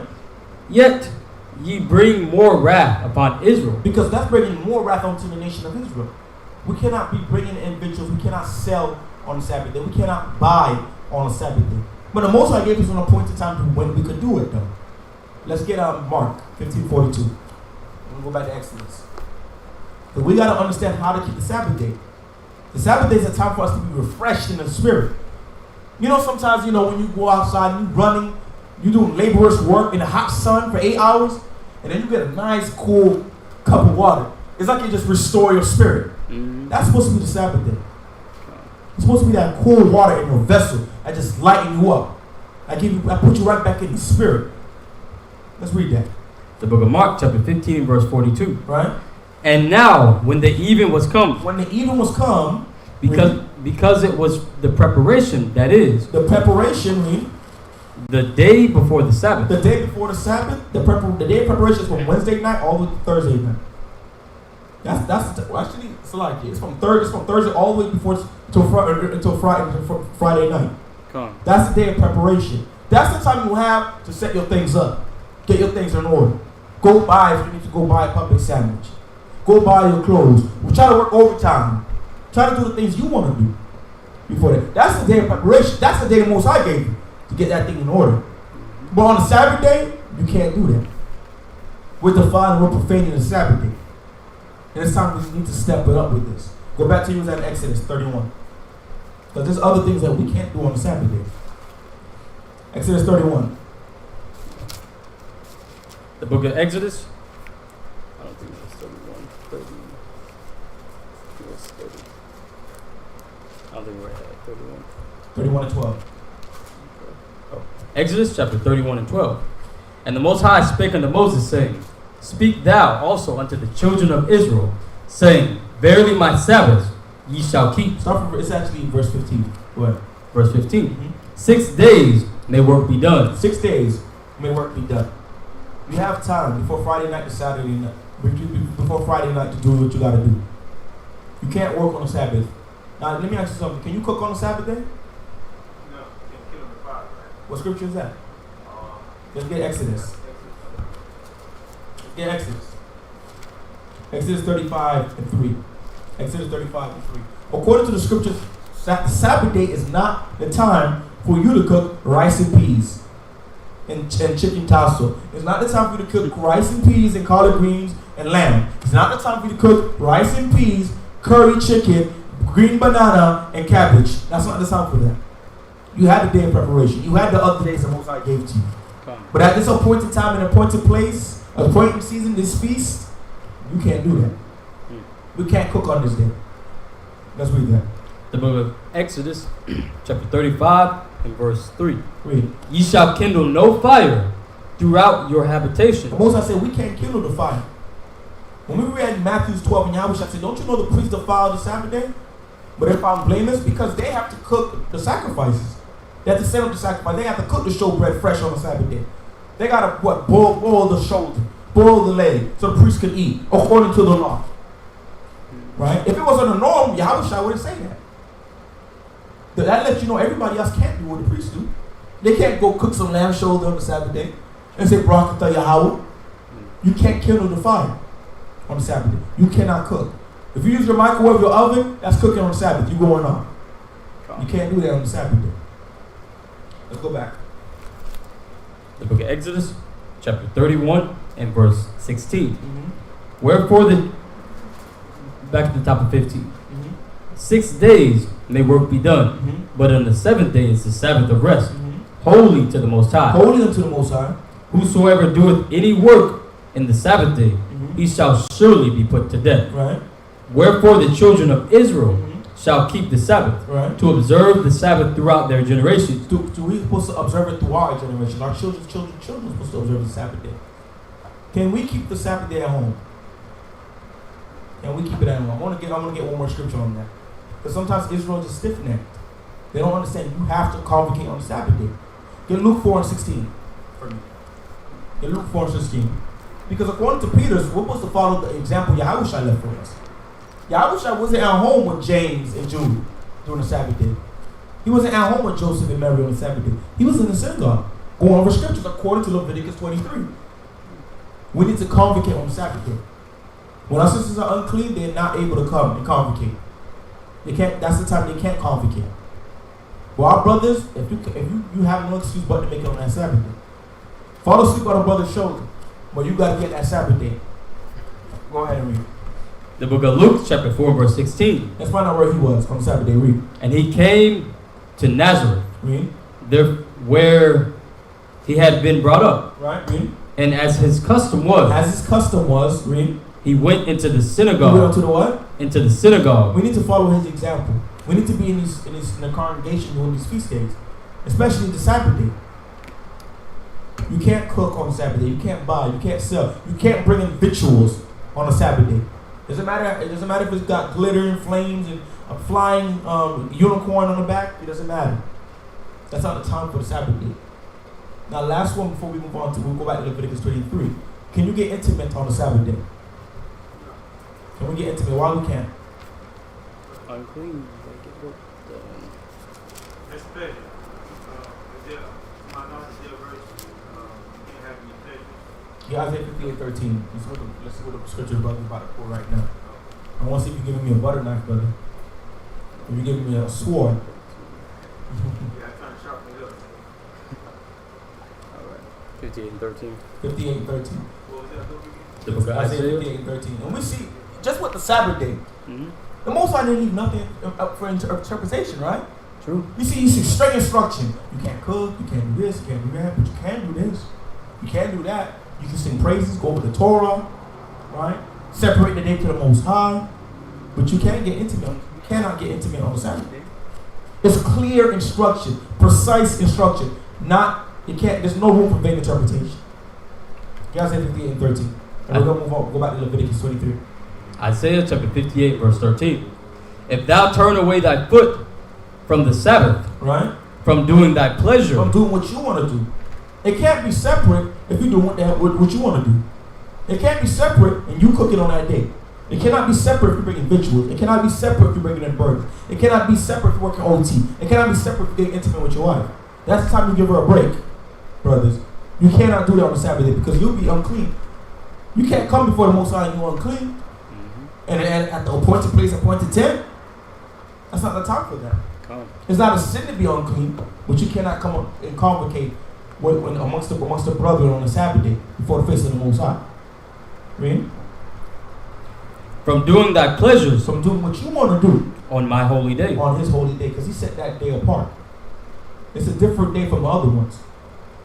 Let's get Leviticus 23. Let's go back to Leviticus 23. Start from verse 1. Leviticus chapter 23 and verse 1. And the Most High spake unto Moses, saying, What do you say unto Moses? Speak unto the children of Israel, Speak unto whom? unto the children of Israel, Right, and say unto them right, concerning the feasts of the Most High, right. which ye shall proclaim Which to be, which ye shall proclaim But we gotta make it happen. We can't wait for the heathens to make it happen. We gotta make it happen. Read. to be holy convocations. Right. Even these are my feasts. Even these are the feasts of the Most High. Read. 6 days shall work be What done. did he say? 6 days shall work be He done. said 6 days. Read. But the 7th day is the Sabbath of rest and holy convocation. Mm-hmm. Ye shall do no work therein. Mm-hmm. It is the Sabbath of the Most High in Is the all. It is the Sabbath of the Most High Mm-hmm. in all your dwellings. These are the feasts of the Most High, Mm-hmm. even holy convocations, Right. which ye shall proclaim in their seasons. Right. In the 14th day. In the what? 14th day In the 14th day. Read. of the first month. Of the what? Of the first month. Of the who? Of the first month. Of the first month. It's not January 1st. Sorry to break the news. We're going to get the next feast day, which is the Passover, or the Pesach in Hebrew. The Most I say on the 14th day of the first month, what does he want us to do? At even is the in the 14th day of the month. Salakia. Read it again. In the 14th day of the first month, Mm-hmm. at even is the Most High's Passover. Is the Most High's Passover. Why do we keep the Passover? Let's get Exodus. Get to verse 12. Exodus chapter 12, verse 6. Let's find out why we keep the Sabbath, why we keep the Passover. Why does he want us to remember this? Because the Passover is in the 14th day of the first month, which is in the month of Abib. In the Hebrew, the Kadash Abayab. In the Hebrew. The Most High wants us to observe that. The 14th day in the month of Abib. Let's read that.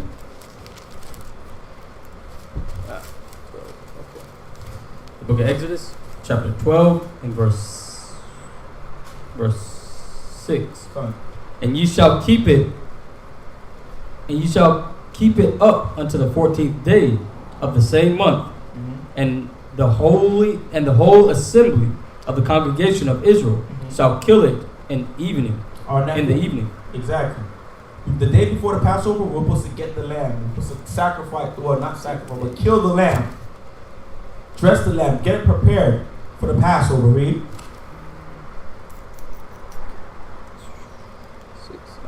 And they, verse 7, and they shall take of the blood and strike it on the 2 side posts and on the upper doorposts of the houses, wherein they shall eat it.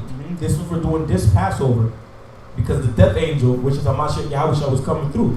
This was the instruction I was given during that time. Read. And they shall eat the flesh in that night, roast with fire, Right. and unleavened bread. We're supposed to eat this lamb, roast in fire. You're not supposed to make soup jumeau with the lamb. You're not supposed to make chicken foot soup with the lamb. It's supposed to be grilled with bitter herbs. Read. And with bitter herbs They shall eat it. we should eat it. Read. Eat not of it raw, The Most High don't want us to go ham with it. Ham with no mayonnaise. Hamitic with it. Read. nor sodden No, you cannot make soup with this lamb. Read. at all with water, Right. but roast with fire, Right. his head with his legs, The head with his legs. Read. and with the pertinence thereof. Read. And ye shall let nothing of it remain until the So morning. when we get this lamb, we're not supposed to leave nothing remaining during this time. Read. And that which remaineth of it until the morning ye shall burn with fire. Read. And thus ye shall eat it, with your loins girded, your shoes on your feet. Your belt tied, pants loose, tighten up. Not like Jake with his pants below his knees. Read. And your staff in your hand. Read.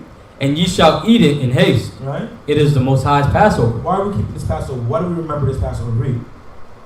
For I will pass through the land of Egypt this night. What did he say? For I will pass through the land of Egypt this night. Moses said he will pass through Egypt. That's when he sent the death angel through. Read. and will smite all the firstborn in the land of Egypt. He will do what? Smite all the firstborn in the land of Egypt. Because that's when he passed through Egypt and killed the firstborn of every living thing in Egypt, except the Israelites, right? Both man and beast. And man and beast. Because in this first month, it's called the month of Abib. Let's get some understanding on that. Give me Deuteronomy 16 and 1. We're going to get Abib also the Bible dictionary as well. What you got? He said during the month of Abib, we're supposed to keep this feast. So we need to understand when is the month of Abib. Because this is another holy day that the Most High gave to us. After the Sabbath day, he gave us this holy day. So we need to understand the Passover, why we keep it, what are some of the things that we do on the Passover, so we make sure we're keeping it correctly. Oh, we're not going to need it up there yet. We don't need it up there yet, huh? You can put it down. The book of Deuteronomy, chapter 16 and verse 1. Read. Observe the month of Abib. What did the Most High say? Observe the month of Abib. The Heavenly Father say, observe the month of Abib. Why? Because that's the first month in the Israelite calendar. The Kadash Abiyah. Read. And keep the Passover. And keep the what? And keep the Passover. And keep the Passover. Because we're supposed to keep that Passover in that month. That lets you know the month of Abib is the first month. So when is the month of Abib? Before we continue, get the month of Abib in the Bible dictionary. So let's find out when is the month of Abib. Let's get the month of Abib. Anybody want to take a guess why the brother finds it? When's the month of Abib? All right, let me do it this way. When I ask a question, brothers try to give me the sauce, the steak, the filet mignon, everything. Plantains, rice, everything. What's the answer? When's the month of Abib? It's between February February and March. and March? February. I'm sorry?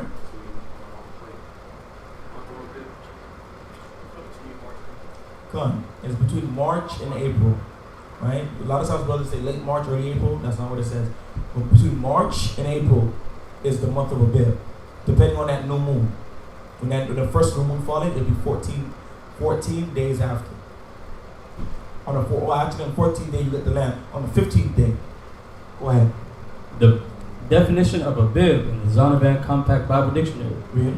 It reads, an ear of, that's what Abib means, an ear of corn. Mm-hmm. The pre-exilic name for the pre-exilic name for the first month of the year. That's the name of the first month of the year before it was changed to Nisan. Now the definition for Abiyab or Abib is green or greeny. That's when everything's starting to sprout again in the land of Israel. Let's continue reading. After the exile, the name was changed to Nisan. Right, read. It fell about the time of our March and early April. It falls the time of what? March and April. This is when that month of Abib begins. That new moon, which is the dark moon, 15 days after is the Passover. Let's go back to where you was. Is there more? Or you? That's it. Let's go back to Deuteronomy 16 and 1. Deuteronomy chapter 16 verse 1. Read. Observe the month of Abib Observe the month of Abib, read. and keep the Passover. And keep the what? Keep the Passover. Moses says for us to keep this Passover. This is something we're always ought to keep. What? Between late March and April is the Passover. We're supposed to eat the lamb, the bitter herbs, the unleavened bread. And actually, now we're talking about the Passover. The Lot of Zion will be hosting the Yahweh's Passover, the God of Israel's Passover, March 26th at even. Be there or be square. We have our promotion videos coming out soon. Hopefully you will see on the first one tomorrow night on our YouTube. So stay tuned for the promotion video. The information will be there. You will see all Israel at Yahweh's Passover. Whether you're with us or whether you're with another congregation, keep the Passover. And it's appointed time and it's its appointed season. Let's go back to where we was at in Leviticus. Leviticus chapter 23 and verse 6. And on the 15th day On the 15th day, of the same month right? is the feast of unleavened bread. On the 15th day, so like the 14th day is the Passover. The 15th day is the Feast of Unleavened Bread. That's during this time, it won't eat nothing with yeast in it. We can't eat anything that raises up the bread. Because it symbolizes two things. We get one of them. The first is because we didn't have enough time to put yeast in our bread. Because during that Passover, we were about to leave Egypt. We were about to leave expeditiously. We didn't have time to put the yeast in the bread for it to rise. We just put the dough in the bag and we was out. But there's some spiritual reason on why we don't eat anything with leaven during this time. But let's continue reading a little bit.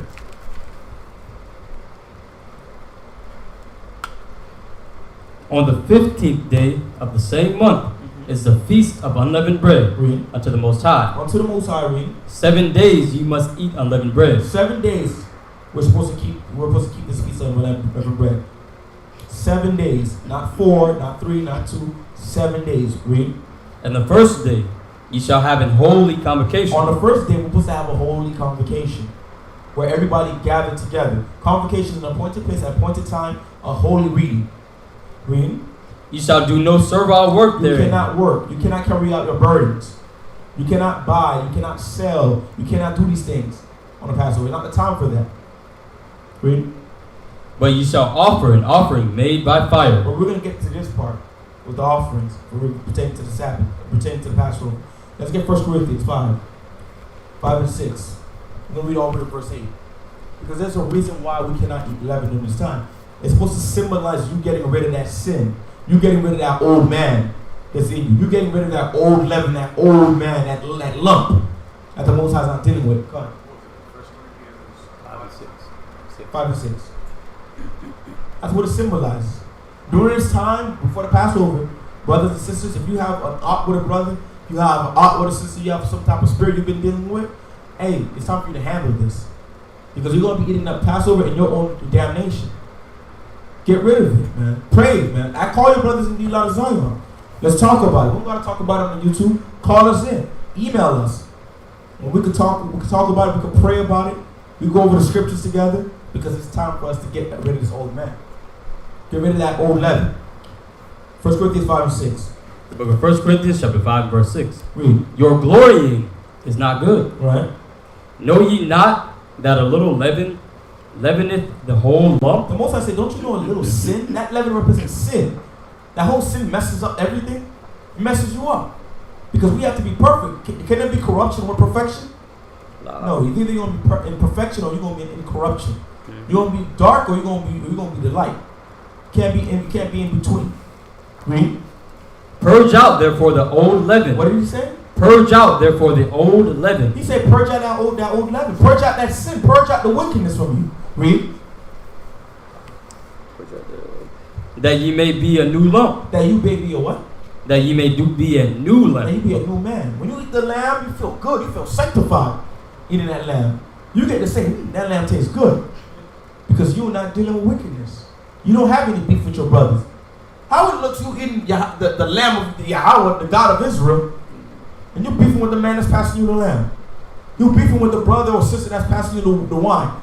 You're breaking bread and you're saying, I hate this N-word in your mind. How that look? It's time for you to get rid of that old leaven before this time. This is what it symbolizes, getting rid of that old man. Getting rid of that old leaven. A lot of times when Jake get mad, what do they say? Man, you lucky. Man, if it was 2 years ago, I would blah, blah, blah, blah. Well, all praise to Yahweh, it's not 2 years ago. You're awake now. It's time to let go of that. When we get mad, that's not an excuse. You can't say, man, if it was 3 years ago, I would have put Sugar Ray Leonard on you. Word the minister Marsha. Then you still that old man. Because that old man was supposed to be crucified. Now let's get Mark 14, 22. Mark 14, 22. You can drop that. Mark 14, 22. The book of Mark chapter 14 and verse 22. Mm-hmm. And as they did eat, Yahushua took bread and blessed and brake it. Now this is the Last Supper during the Passover. This is the bread. He took the unleavened bread. What did he do? What did he say? And gave to them and said, Right? Take, eat, this is my body. This symbolizes the body of Yahushua. That's what the bread represents. The wine represents the blood of Yahushua. That was shed for Israel. We're going to read that part too. Read. Verse 23. Right. And he took the cup, and when he had given thanks, he gave it to them. After he prayed, he gave it to them and said what? And they all drank of it. And he said unto them, This is my blood. This is my blood, read. Of the New Testament. Of the New Testament. This is my blood that was shed for you. Because Yahushua came to redeem those that was under the First Testament, according to Hebrews 9. Because Because he was supposed to reconcile us back to the Most High. This is what the wine represents, his blood. Because he reconciled us back to the Most High. We was enemies to the stake, to the Most High. But Yahushua reconciled us through his blood. This is what this represents. It has representation. Some brothers, they come in, they trying to get the lamb, and then go back and get seconds. Big plates of lamb, bigger than everybody else. This is not the time for that. This is not Thanksgiving. This is not Big Mama's house. This is the house of Yahweh. This order in how to keep these feast days. You can't do it the way you want to do it. Let's go back to Leviticus 23. Leviticus chapter 23 and verse 7. In the first day ye shall have an holy convocation. Right. Ye shall do no servile work therein. You can't do work. Read. But ye shall offer an offering by fire Right. unto the Most High 7 days. And the 7th day is an holy convocation. Right. Ye shall do no servile work therein. And the Most High spake unto Moses, saying, Right. Speak unto the children of Israel, and say unto them, when ye be come unto the land which I give unto you, and shall reap the harvest thereof. Now reap the harvest thereof, read. Then ye shall bring a sheaf of the first fruits of your harvest unto the priest. So now we're going to get into the feast of what? Let's get Acts 2:1. Let's get Acts 2:1. We're going to get to the next one. Acts 2:1. Look at Acts chapter 2 and verse 1. Now this one right here, we're reading about in Leviticus 20, is the preparation leading up to the Pentecost, right? And we're going to get an understanding how to calculate the Pentecost according to the Holy Bible. Read. And when the day of Pentecost was fully come, Right?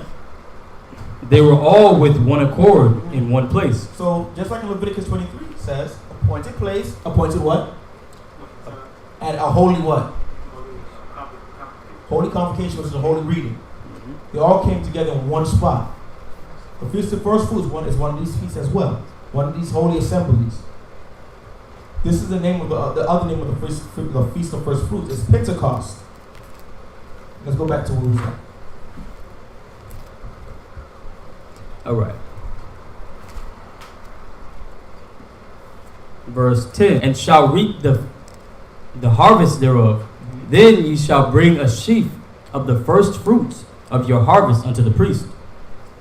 Verse 11. And he shall wave the sheaf before the Most High. Now in verse 10 it says, Speak unto the children of Israel and say unto them, when you come into the land that I give you, and shall reap the harvest thereof, when then ye shall bring a sheaf of the first fruits of your harvest unto the priest. Right now the priesthood is not up. Right now. The priest is still the priest. We still got our occupation as the priest of God. Don't get that confused. But the temple is not up.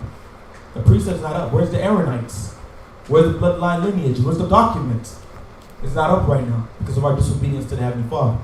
According to Malachi 2, the Most High cursed us and took that away from us because we didn't appreciate it. We didn't uplift the name of the Most High. We didn't give the Most High glory.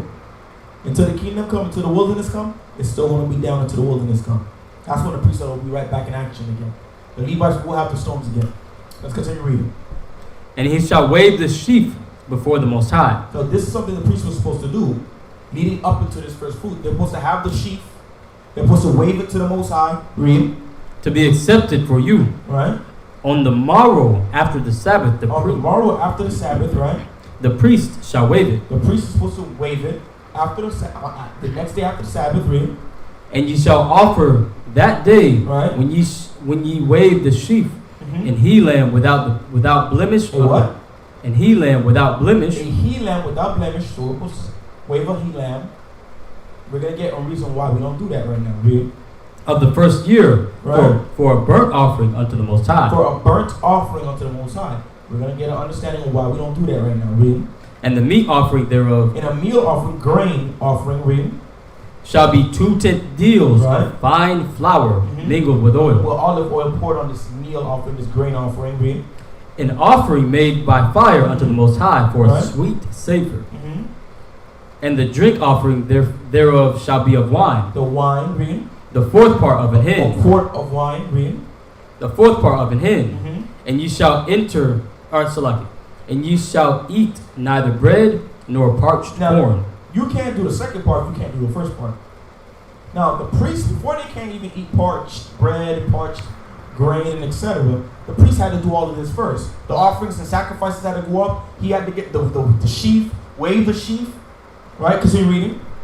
And you shall eat neither bread nor parched corn, nor green ears, until the selfsame day that ye have brought an offering unto your power. Now, during this dispensation of time, we're supposed to do this after the priest is doing all of this.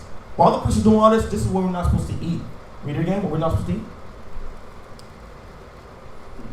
Ye shall eat neither bread, We're not supposed to eat bread, read. nor parched Or corn, parched corn. nor green ears, Nor green ears, read. until the selfsame day Right. that ye have brought an offering unto your power. Until we bring an offering to the Most High. So there's an issue, right? We're missing something because we're supposed to do this as well. Why can't we do this right now? Because we're in captivity. Let's get Daniel's minus 27. Let's find out why you can't do it. Daniel 7. 1929.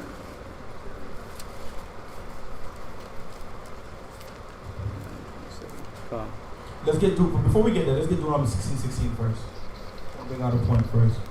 Because we couldn't do sacrifices and offerings anyway. You can't do sacrifices where you feel like it and when you want to do it. When we was in the wilderness, we had to do these things in the tabernacle.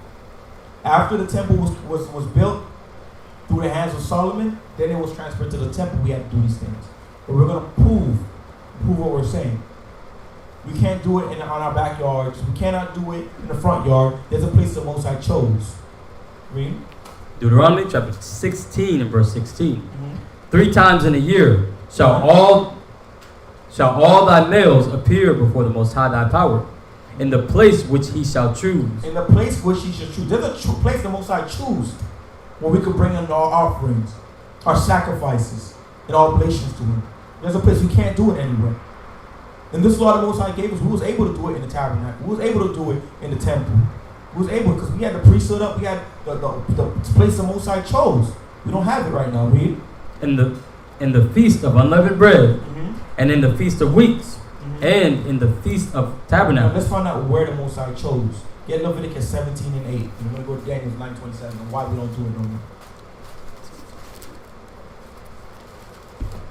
The book of Leviticus, chapter 17 and verse 8. Read.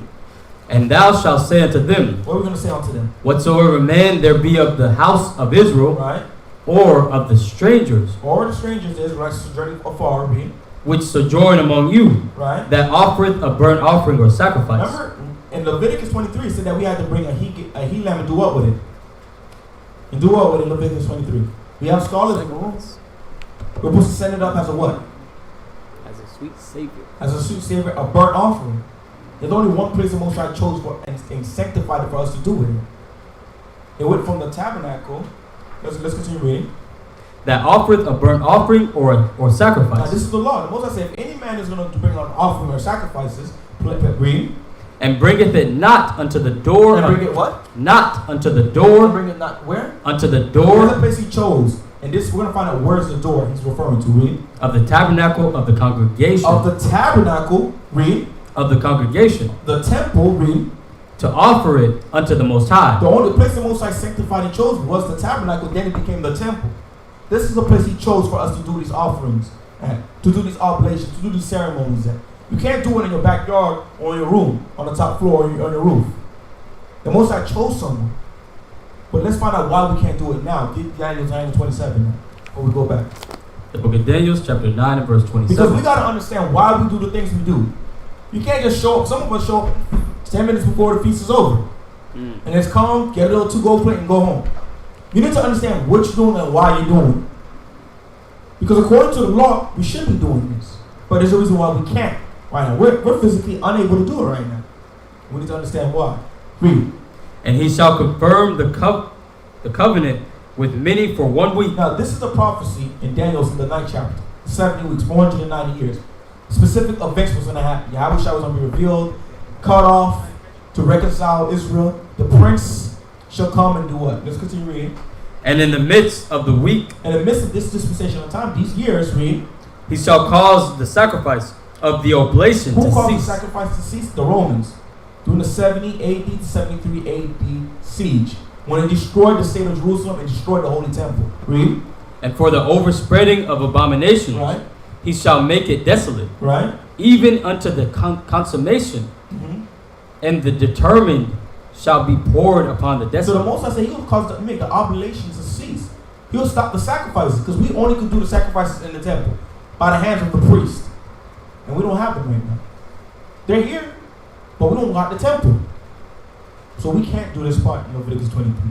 We're physically unable. Some of us say that we can't do sacrifices are abolished because Yahweh was the last sacrifice. You got to read the verse again because you're missing something. He stopped sin offerings from Israel because when we get these things back, we're gonna be perfect. In the kingdom of heaven, we're gonna be perfect. We're not gonna need to set up sin offerings, but the priesthood is coming back. Sacrifices will be done again in the kingdom of heaven according to the scriptures. Let's go back to Leviticus 23.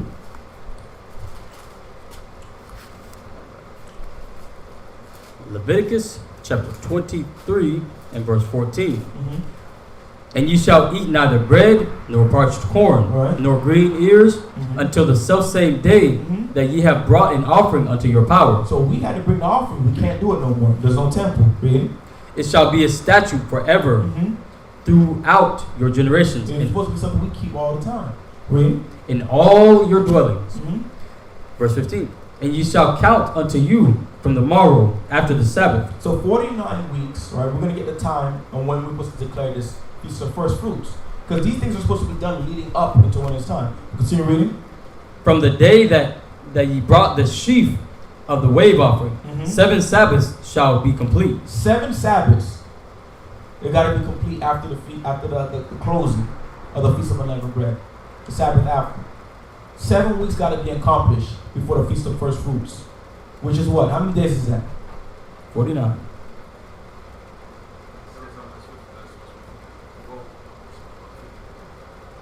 Come. We'll get there. Read. Ye shall bring out of your habitation 2 wave loaves of 2 tenth deals. They shall be of fine flour. They shall be baken with leaven. They are the first fruits unto the Most High. And ye shall offer with the bread 7 lambs without blemish. Right. We can't do that. There's no temple. Read.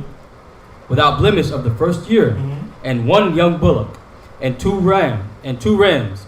They shall be for a burnt offering unto the Most High, with their meat offering and their drink offering, even an offering made by fire. Read verse 16 again.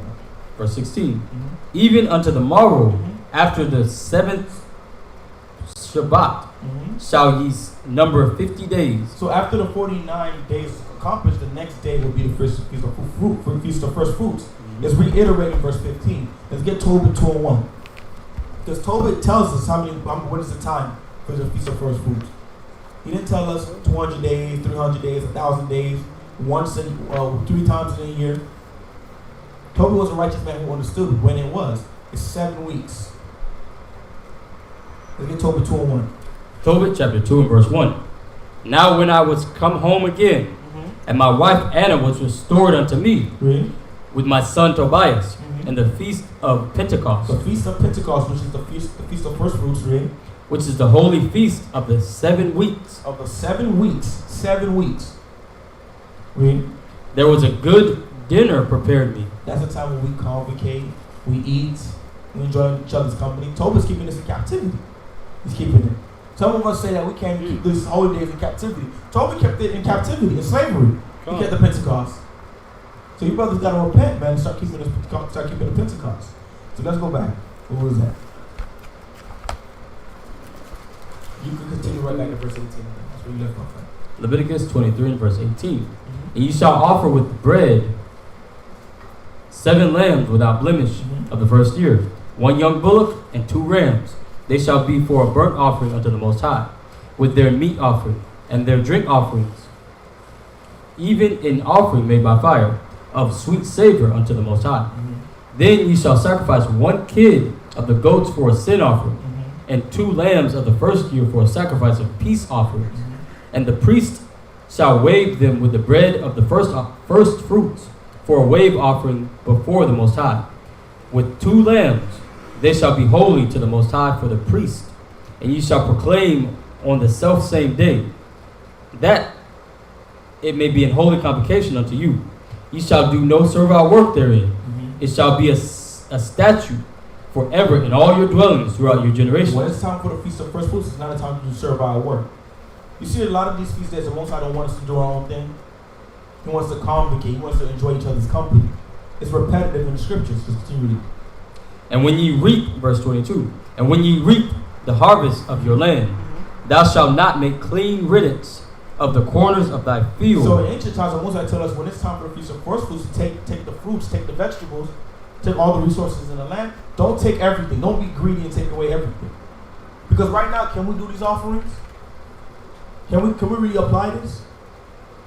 But there's another way you can do it. There's another way you can give the Most High these offerings. Let's get 1 Peter 2:5.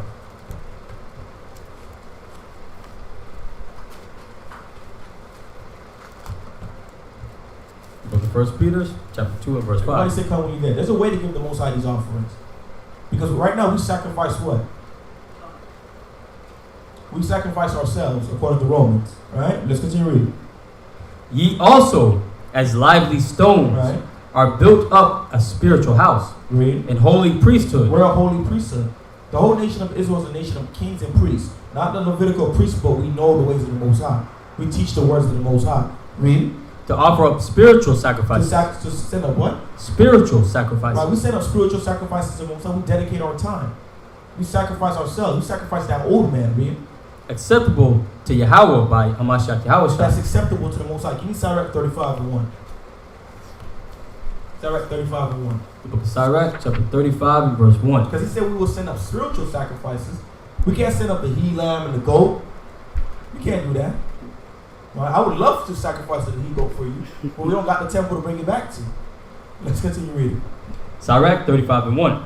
He that keepeth the law, Right? bringeth offerings The enough. Most High is telling us what these spiritual sacrifices are. He that keepeth the law. When you apply the law, statute, commandments, it's like you doing what? Bringeth offering enough. It's like you bringing enough offerings. Continue reading. Come on. He that taketh heed to the commandment offereth a peace offering. When you stop doing what you want to do and you listen to the words of the Most High, it's like you bringing a what? Offereth a peace offering. It's like you bringing a peace offering to the Most High. Read. He that requiteth a good turn offereth fine flour. It's like you bringing meal offerings to the Most High. Read. And he that giveth alms sacrificeth praise. So it's when you bring in alms. What is alms? Charity. It can be your time, monetary, doing a good deed. It's like you bring It's like you bring peace offerings, burnt offerings, bringing these offerings to the Most High. He's comparing these deeds as offerings in his eyes, because we can't do it right now. So what we gotta put in this work to show that we'll give the Most High our offerings. The Feast of First Fruits is giving the Most High praises and thanks for what He gives us, giving us the best of the land, giving us these blessings. That's what it's about, man. Because no matter how much we praise the Most High, it's never enough, because He gave us everything. The Most High is way above the praises we give Him, but we gotta continue trying to give Him a praise until we hit that mark. Give me Sirach 43 and 30 before we go back. 43 and 30. Book of Sirach, chapter 43 and verse 30. Read. When ye glorify the Most High, Read. exalt Him as much as ye can. As much as we can. Why? Read. For even yet will He far exceed. And when ye exalt Him, put forth all your strength. We gotta give up all our strength, because we can't give up the bullocks right now according to the law. We can't put up the sacrifices on the Sabbath day for the new moons. We can't do it for the Passover offerings. We can't do that right now. So what? We gotta give the Most High the praises, the thanks, the glory, right? Our obedience. Read. And be not weary. And we can't be weary, because just when you think you did enough, guess what? There's seven steps we didn't reach yet. 7 levels we didn't reach yet. Let's go back to what was at Leviticus 23. That's cool. Sirach 43. That's one of my back pocket scriptures. All right. Leviticus chapter 23 and verse 22. And when ye reap the harvest of your land, thou shalt not make clean riddance of the corners of thy field. We can't do that because there's going to be the poor amongst our people, the stranger that's sojourning. So basically, if you clean up all your mango tree, you know, in the hood, Jake act like he's going to eat 200 mangoes on a tree. If you're going to take 50 mangoes, leave the other 150 just in case somebody who doesn't have money can be able to eat. So they're not starving, so they don't break into your house for your mangoes. Read. Corners of thy field when thou reapest, neither shalt thou gather any gleaning of thy harvest. Thou shalt leave them unto the poor, and to the stranger, I am the Most High, your power. When the Most High says, I am the Most High, thy power, what does that mean? It's basically. Let me answer. What does that mean? Because a lot of times he says that in the scriptures. What does that mean? He's a God. That's not why he's saying that. He's a God. There's a reason why he says that. You gotta think about it. Like, go ahead. He's a stranger. He's one of the No, demons. I thought he was gonna have it. You glowed too, like he was Abraham. Now, this is like a remember the Most High treats is like a father and parent relationship, right? Now, you probably could recollect if I say this. If I'm your father and I say, don't touch this, right? Because I'm gonna do this and do that, right? And what's gonna be your response to me? Why? What it was gonna be? Why? And what is your father gonna say? Because you're what? That's why the Most High does that in the scriptures. When he said, after he gives us instruction, he says, I am the Most High thy power. He's saying, because I said so. There's no deeper meaning besides that. That's because I said so. Let's continue reading. Verse 23. And the Most High spake unto Moses, saying, Speak unto the children of Israel, saying, In the 7th month, Right? in the first day, In the first day of the month, read. shall ye have a Sabbath. Have a what? Shall ye have a Sabbath, A Sabbath. What? a memorial of blowing of trumpets. A memorial of what? Blowing of trumpets. Now, which feast day are we on? Are we on now? What number? What number are we on right now? We're on the 4th one. Are you sure? Are you sure? I'm gonna let the brothers get the look into that. So this next feast day is the memorial blowing of the trumpet. This is the highest new moon of the year in the 7th month. Read. And holy convocation. It's a holy convocation. Because what do you do in the other new moons? What do you do in the other new moons? Because it's still a new moon. It's the highest one. It's the peak. Let's get Numbers 10 and 10. Let's get Numbers 10 and 10. The book of Numbers, chapter 10 and verse 10. And verse 10. Also in the day of your The gladness, day of our gladness, read. and in your solemn days, In the solemn days, read. and in the beginnings of your In months, the beginning, what's the beginning of our months? It's the what? It's the new moon. It's the Ashar Kadash. Happy new moon. Right? The 7th month, that new moon is the highest new moon. It's still a new moon. It's just the highest one. But the Most High gave us specific rules on this one. Let's go back to use that. There's more on that? Let's continue reading. I think there's a little bit more on that. ye shall blow with the trumpets over your burnt offerings. That's why the new moon, you see us blow the silver trumpets on the new moon.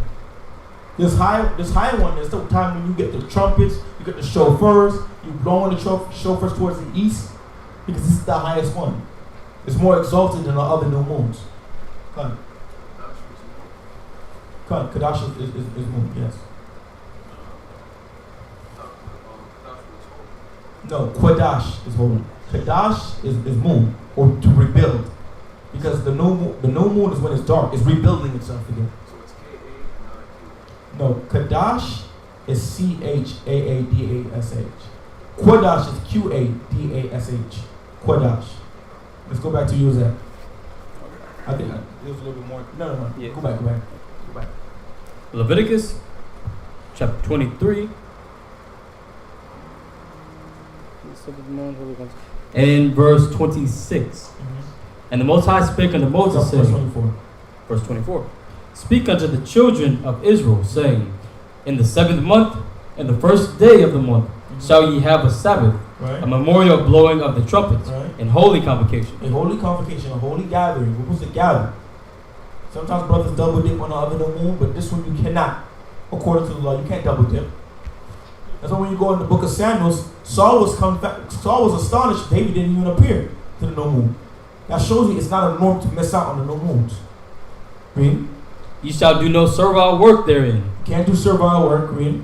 but ye shall offer an offering made by fire unto the Most High. So we can't do sacrifices right now, right? Come. Come. But what do we offer now? Our bodies and what else? Our time. When we went through the scripture, it told you, gave you the comparison. Alms, taking heed to the commandment, charity, listening to the commandments. This is how we bring up these offerings right now. Let's continue reading. Verse 26. And the Most High spake unto Moses, saying, also on the 10th day of this 7th month. This is the 6th feast. The memorial blown trumpet is the 5th one. This is the 6th one. Read. There shall be again from the top. also on the 10th day of this 7th month. Also on the 10th day of the 7th month. So this is 10 days after memorial blowing of the trumpet. Read. There shall be a day of atonement. A day of what? A day of atonement. Yom Kippur, Day of Atonement. What is the Day of Atonement about? It's about you asking the Most High for forgiveness for all your iniquities committed throughout the year. It's a day that you try to ask the Most High you plead the Most High. You beg the Most High to wipe your slate clean with Him. So you could do better. So you could try better. We're going to get some scriptures on that though. We'll continue reading. It shall be in holy convocation unto you. Holy what? Holy convocation unto you. During the Day of Atonement, you cannot stay home with the wife, the kids, and the dog and keep the Day of Atonement. It's a time you gather together with the nation of Israel. Read. Ye shall afflict your souls. You shall what? Afflict your souls. What does it mean to afflict your souls? Is you will fast. You can't afflict your soul when you're watching TV. You can't afflict your souls when you're playing Star Adventure. You can't afflict your soul and you do the pleasure and then come to sleep with your spouse. That's not afflicting your soul. You actually enjoying. You're actually having pleasure that day. You must afflict yourself, man. Read. An offering made by fire unto the Most High. Isaiah 58. 58 and 2. 58 and 2. We need to understand our holy days. See, in Christmas or Halloween, right? In Halloween, you celebrating that day and you giving up offerings and sacrifices to Satan. But this one, you get something better than that. You get to ask the Most High to forgive you for all your iniquities you committed that year. To ask the Most High for mercy, He don't send one of His angels, the hitmen, to come assassinate you later on in the week. How great is that? How great is the Most High? Fantastic. Let's get Isaiah 58 and 2. Isaiah 58 2. Read. Yet they seek me daily and delight to know my ways. Right. As a nation that did righteousness and forsook not the ordinances of their power. Verse 3. Verse 3. Wherefore have we fasted? Say they, and thou seest not? Because during this time, it's not a time for you to play PlayStation. It's not a time for sisters to be on Instagram, put posting on their story. It's not the time to be getting your nails done, brothers. It's not the time for you to be brushing your waves in the restroom for 30 minutes while 5 other people's waiting outside the door for you to get out. It's not the time for that. Read. Wherefore have we afflicted our soul, and thou takest no knowledge? Because the people's asking, we fasting, but you're not paying attention to our fast. We're going to find out why the Most High is not paying attention to this fast. Read. Behold, in the day of your fast ye find pleasure, and exact all your labors. Because on that day you're supposed to be fasting. You're over here trying to play PlayStation, Star Avenger, brush your hair for an hour in the restroom for no reason. Playing PlayStation, Xbox, getting your nails done, finding pleasure, doing the due benevolence, which is the pleasure that comes with sleep. Doing these things during this time. It's time you afflict yourselves. You're not supposed to eat during the time of atonement. You're not supposed to be drinking water during the time of atonement. You're supposed to cease from all your pleasures. You're not supposed to go to work. You're not supposed to exact your labors during the day of atonement. Read. I have a question. Oh, go ahead. So it says, and thou takest no knowledge. Is that referring to us, like when we're fasting, we're not studying, we're not doing anything with our time? This is the people referring to the Most High. They're speaking to the Most High. They're saying that we did it, but you're not acknowledging us, basically. Read. Okay. Behold, in the day of your fast, you find pleasure. And He's telling them, this is why you didn't take knowledge. Read. And exact all your labors. Behold, ye fast for strife and debate. He said, you fasting just to look like you're more righteous than thou. That's not the time for that. You want to go and debate and go hardcore with the scriptures?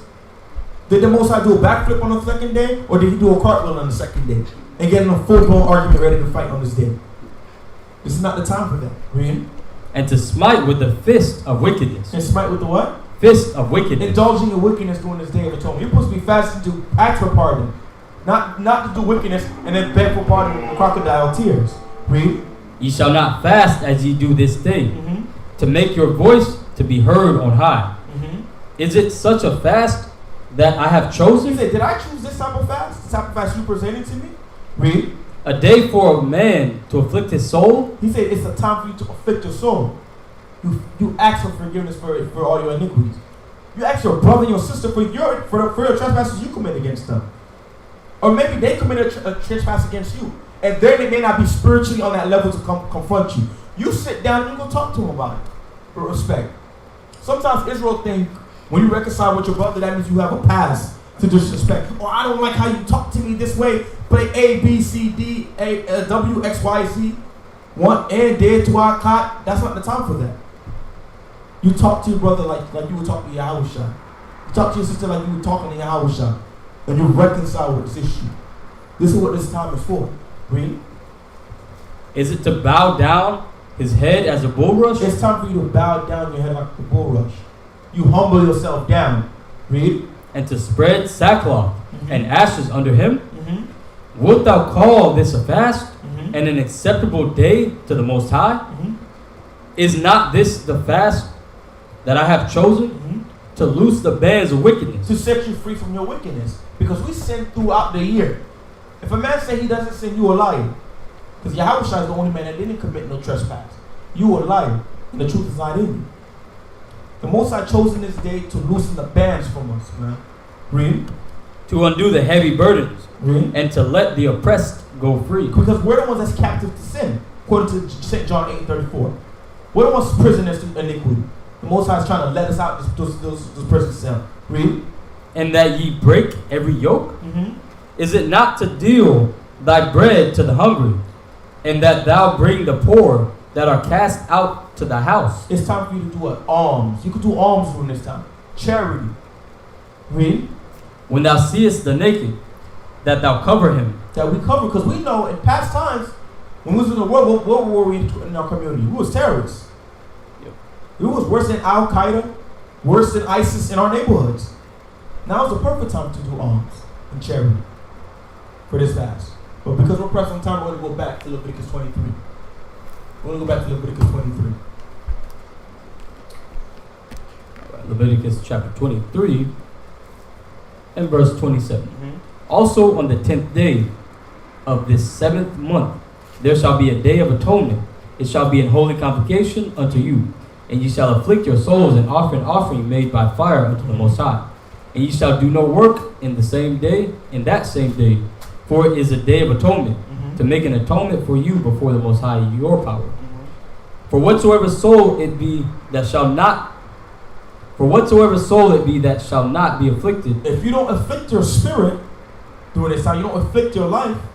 You want to play Star Avenger, you want to be on Sims, MySpace, Instagram, going like this with the duck lips on Instagram. What does the Most High say? And that same day he shall be cut off. Most High says you're supposed to be cut off. You're supposed to be cut off. If you eat that day, you're supposed to be cut off. You drink that day, you're supposed to be cut off. The laws of the Most High is very strict to the point, straight to the T. What is instruction? You brother, you looking like you ready to eat something on the Day of Atonement. You looking at me like you did it last year. That's how you looking at me. Am I going to be cut off? That's how you looking at me. Let's continue reading. In that same day he shall be cut off from among his people. Read. And whatsoever soul it be that doeth any work in that same day, If you go to work, to your job that day, you do overtime that day. Read. the same soul will I destroy from among his people. The Most High said you're going to be destroyed. Now let me get something. Let me get Isaiah 55 and 11. Isaiah 55 and 11. Because a lot of times in Israel, we try to give licenses and passes to sin. Right? Sometimes we hear this ignorant statement. Well, the Most High will understand. The Most High will forgive that. We don't sit in the place of the Most High. When it comes to the laws of the Most High, if either you do this, you get the reward. You do that, you get the punishment and the curses. Nobody could tell you if the Most High will forgive you for iniquity or not. The Most High is forgiving. Yes, He is. He's a forgiving power. But He's the same power that destroyed millions of people on earth because of iniquity and left 8. If somebody's telling you the Most High will forgive you for your sin, you be careful because that may be your pastor and wearing a flesh suit. Right. We don't know the mind of the Most High. We can't tell you if this brother go eat on the Day of Atonement. I can't tell him with a full conscience the Most High will forgive them. I don't sit in the throne of the Most High. I don't call the shots. Give me Isaiah 55 and 11. And we'll go back. That's a whole other class. Isaiah chapter 55 and verse 11. Read. So shall my word be that goeth forth. 55 and 8. 55 and verse 8. Read. For my thoughts are not your thoughts. The Most High said his thoughts is not our thoughts. He says don't work on a Sabbath day. We ought not to work. He says don't work or don't do no servile work on a Sabbath day. Convocate. You'll be put to death. You'll be cut off. Hey, guess what? That's what we're going to do. We're going to keep the law. Because I can't tell you if he's going to forgive you. You're not going to know until that judgment comes. If you're going to make it to the wilderness and to the land of Israel, or you're going to be cut off and destroyed because you decided to do this. We need to keep this in our minds.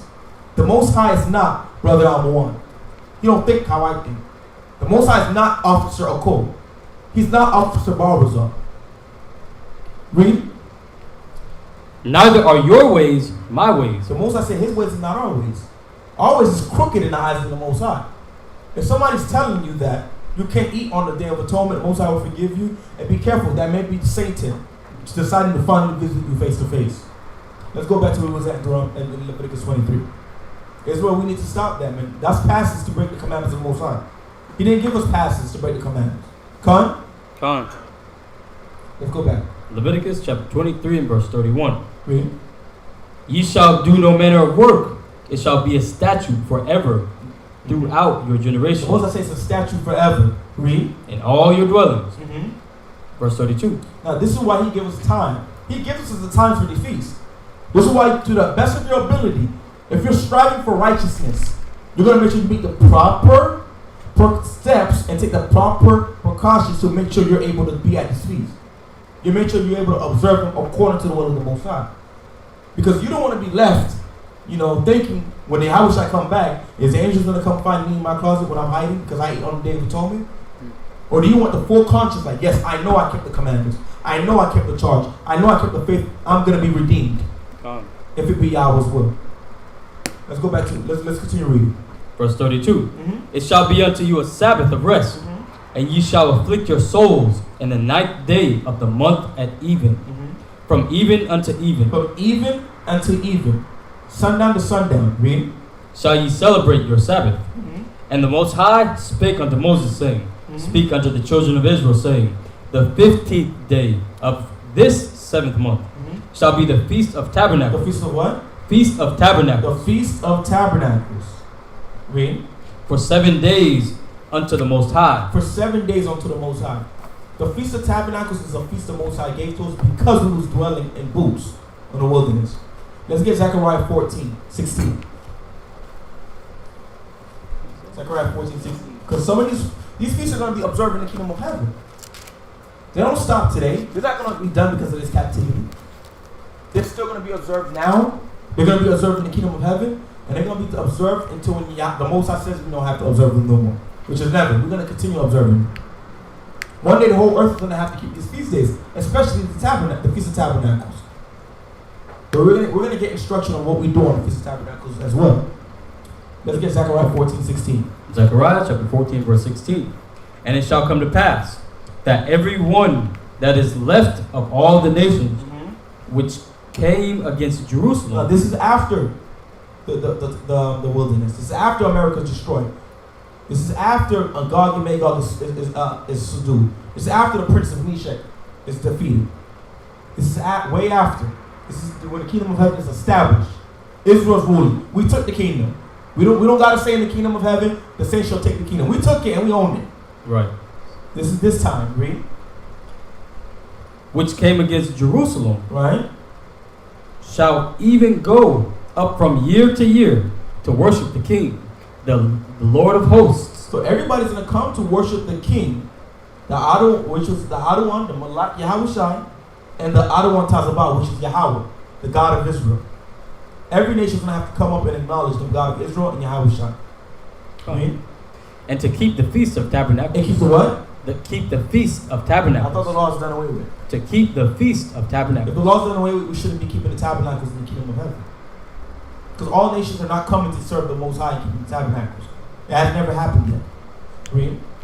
Verse 17. And it shall be that whoso will not come up of all the families of the earth unto Jerusalem to worship the King, the Adawan of hosts. Even upon them shall be no rain. And if the family of Egypt go not up and come not, they have no rain. There shall be the plague wherewith the Most High will smite the heathen that come not up to keep the feast of tabs. So there's going to be a judgment if the nations do not want to submit themselves to keep the tabernacles. Under Israel, under servitude to Israel, it's like. So we see that this feast is still going to be kept. Let's get Nehemiah 8 and 4. Because it's something we're supposed to do. We did say it's a feast of booths, right? Let's get the instruction. The book of Nehemiah, chapter 8 and verse 4. And Ezra, the scribe... Everybody say come when you're there. Everybody there? 8 and 4. We're going to go into the history on the tabernacles. So when everybody was learning how to make reindeer, gingerbread houses, everybody wanted to be, booed up, wear matching reindeer sweaters with their wife, for their children. You knew how to do that down to the T. Nobody didn't have to tell you how to do it. You knew how to do it because you was being wicked. Now it's time for you to learn how to do your feast days and why you keep them and how to keep them. Let's read it. Nehemiah chapter 8 verse 4. And Ezra the scribe stood upon the pulpit of wood. Ezra the mighty priest from the tribe of Levi, read, which they had made for the purpose.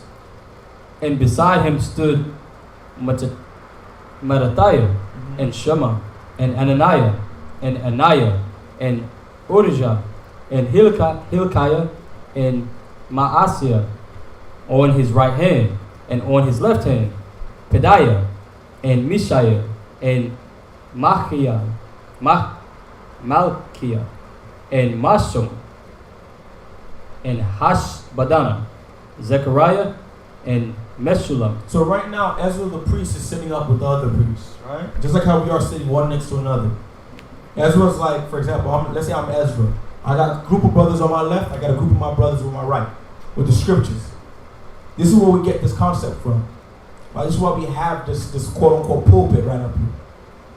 Because this comes right back from the scriptures. Continue reading. Verse 5. And Ezra opened the book in the sight of all the people. He opened up the book in the sight of all the people. We're going to find out what this book is as well. Same thing we're doing right now. Read. For he was above all the people. And when he opened it, all the people stood up. And Ezra blessed the Most High, the great power. And all the people answered, Amen, Amen, with lifting up their hands. And they bowed their heads and worshipped the Most High with their faces to the ground. Also Jeshua and Benai and Sherebiah, Jamin, Achub, and Shabbetai, Hadajah, Maaseiah, Kelita, Azariah, Jazabad, Hanan, Peliah, and the Levites caused the people to understand the law, and the people stood in their place. Jump down to verse 13. So we see that Ezra the priest and these other men is going over the law. All right, let's see something that they found in the law. Because the process of time. We're going to go straight to the point. Read. Verse 13. And on the second day were gathered together the chief of the fathers of all the people, the priests and the Levites, unto Ezra the scribe, even to understand the words of the law. And they found written in the law. What did they find? They found written in the law. Just like in today's time, we're finding in the law. Read. Which the Most High had commanded by Moses. Read. That the children of Israel shall dwell in booths. They should dwell in what? In booths. In where? In booths. What's this feast? It's the Feast of Booths, which is the Feast of Tabernacles. That we got to dwell in booths. Booths are tents. Right? It's like tents. Read. In the booths in the feast of the 7th month. And that they should publish and proclaim all their cities. And in Jerusalem, saying, Go forth unto the mount. Go where? To the what? Go forth unto the mount. Read. And fetch olive branches. Fetch olive branches. Read. And pine branches. Pine branches. And myrtle branches. Myrtle branches. Read. And palm branches. Read. And branches of thick trees to make booths as it is written. As it is written. Where did Ezra get this from? The law.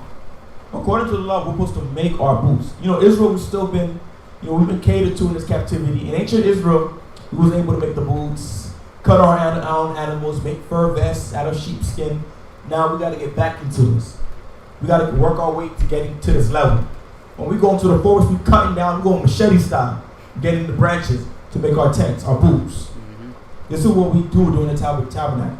We go out to the field, we go out to the wilderness, the parks. We set up our tents, and we remember how our forefathers dwelt in booths in the wilderness. Read.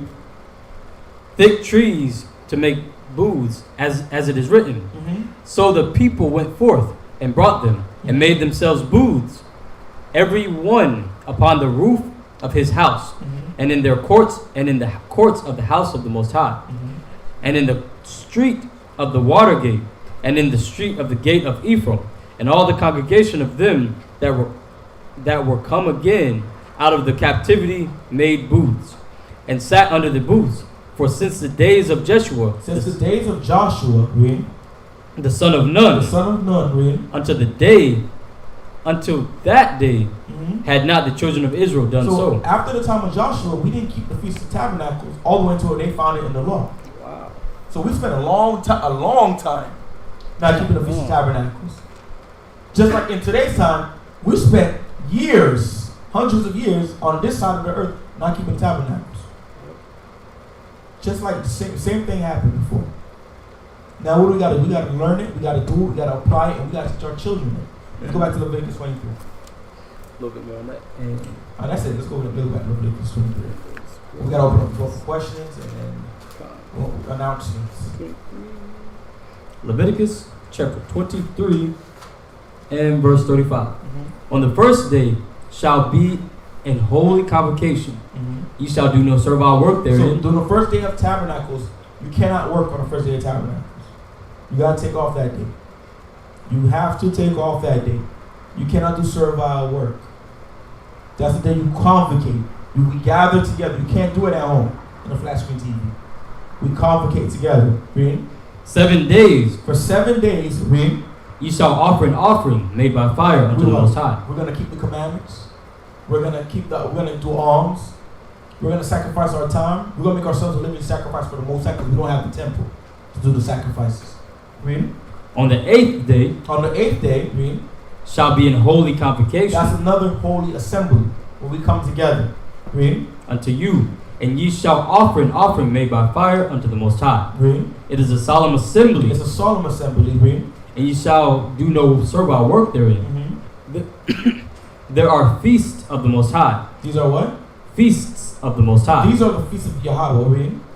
Which ye shall proclaim to be holy convocations. To offer an offering made by fire unto the Most High. Right. A burnt offering and a meat offering. A sacrifice and a drink offering. And drink offerings. Everything upon his day. Beside the Sabbaths of the Most High, and beside your gifts, and beside all your vows, and beside all your free will offerings, which ye give unto the Most High. Also in the 15th day of the 7th month, when ye have gathered in the fruit of the land, ye shall keep a feast unto the Most High. 7 days. On the first day shall be a Sabbath, and on the 8th day shall be a Sabbath. Verse 40. He shall take you on the first day of the boughs of goodly trees, branches of palm trees. So it's reiterating again, this is where Ezra got it from, for the Feast of Booths. Read. And boughs of thick trees, and willows of brook. And ye shall rejoice before the Most High your power. We're going to do what? Rejoice before the Most High your power. We're going to cry because of the mosquitoes. Rejoice before the Most High your power. There's no PlayStation 4 and Star Avenger. Rejoice before the Most High your power. There's no Netflix. Rejoice before the Most High your power. Our sisters cannot, our sisters' edge controls and sweat off. So we got to tell it like it is, man. It's going to be uncomfortable. Rejoice before the Most High your power. But even our brothers, their wave grease going to sweat off. We're going to keep it real. Rejoice before the Most High your power. But we're going to rejoice as brothers and sisters before the Most High. Read. 7 days. 7 days, read. And you shall keep it a feast unto the Most High 7 days in the year. It shall be a statute forever in your generations. Ye shall celebrate it in the 7th month. In the 7th month, the appointed time. Read. Ye shall dwell in booths 7 days. All that are Israelites born shall dwell in booths. That your generations may know that I made the children of Israel Mhm. to dwell in booths. Mhm. When I brought them out of the land of Egypt, Mhm. I am the Most High, your power. So he said it again, because I said so. Because we're supposed to remember when he took us out of Egypt and we was dwelling in booths. Read. And Moses declared unto the children of Israel the feast. So what? The feasts. The who? The feasts The feast. Read. of the Most High. Of Yahweh, the God of Abraham, Isaac, and Jacob. You know, before I even go to the announcements, man, let's give the Most High a round of applause, man.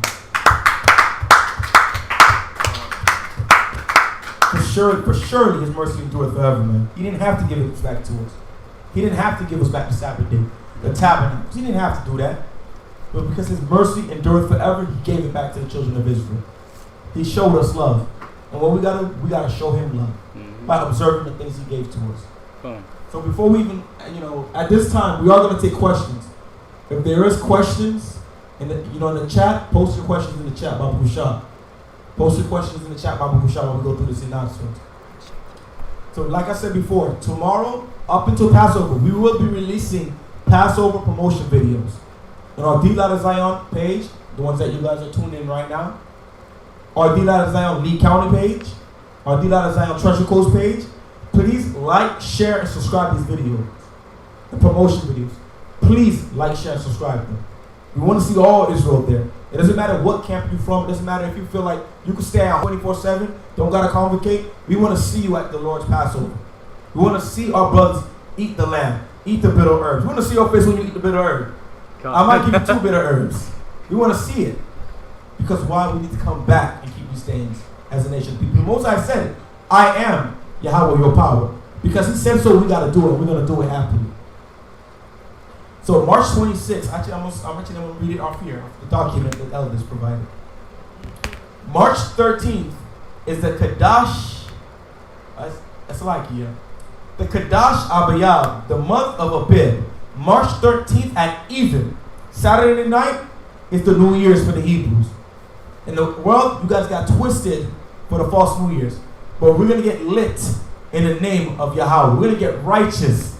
We're going to bust the bottles, bust the rice and peas, bust the curry chicken, face the east, throw up the hymns, the praise, the songs. We're going to turn up in the name of the Most High, man. Because in that month, he took us out of Egypt. Now the next one, March 26th at even, is the Passover of Yahweh, the God of Abraham, Isaac, and Jacob. Like I said before, there will be promotion videos that we're going to post. Please like, share, and subscribe the video. Pass them along. It only takes 2 minutes, Israel. April 1st is the closing of the Feast of Unleavened Bread. This is a holy convocation, Israel. When we close in the Feast of Unleavened Bread, that's the time you get rid of that old leaven, that old man. Come in, celebrate it with us. Eat it with your brothers and sisters. We want to see you there, Israel. Now, the first announcement is March 20th, or the next one is March 20th, Saturday night. We will be heading to Lee County, Florida. We will be holding a big camp in Lee County, Florida, with our Lee County branch. All troopers, all soldiers, officers, and captains, including myself, my powerful officer, Akol, we will be there, boots on ground, and shut down Lee County, Florida, in the name of Yahweh, the God of Abraham, Isaac, and Jacob. Please stay tuned for the video. Stay tuned for the live. Like, share, subscribe. If you want to support, donate. If you can't, send us prayers. If you want to be there, be there. We'll send out the location, the address, so you can support us there physically. For those of you that want to join us for the Passover, please contact us. If you're going to be coming in town, contact us. You never know. We may send you a rental. We may do some things. We got some things for our visitors, man. We see our brother Kashakio may be there. We want to see our brothers and sisters there, man. We want to see you keep Passover with us. So the next things, Wednesday wisdom will begin at what time, Officer Okol? Because he will be my new reader for Wisdom Wednesday. What time are we going to start Wednesday wisdom? 8 o'clock sharp. 8 o'clock sharp. You heard it from the officer. So if we don't start at 8 o'clock sharp, you can send him your email, your threatening emails. If we don't start at 8 p.m. Now, Thursday class is soldiers class under Elder Minister Shema Shah from 8 p.m. to 10 p.m. Friday class, history class, will be hosted by Elder Bishop Lapala and a powerful officer over 10, Captain Aliyah. from 8 p.m. to 9:30 p.m. Saturday Sabbath service is from 12 p.m. to 12 p.m. to 3 p.m. This is a new time. It'll be hosted by Chief Minister Shalom and Chief Priest Kahan. Sunday class is Life or Death Radio by our beloved captain, the captain over the host, Captain Yakana from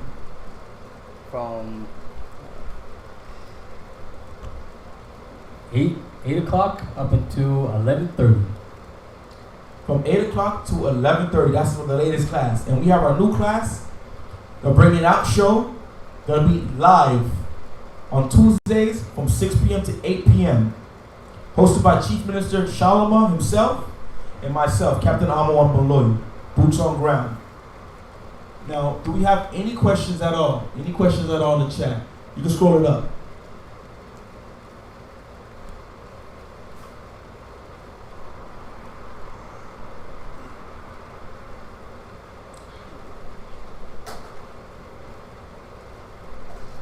Any questions in the chat?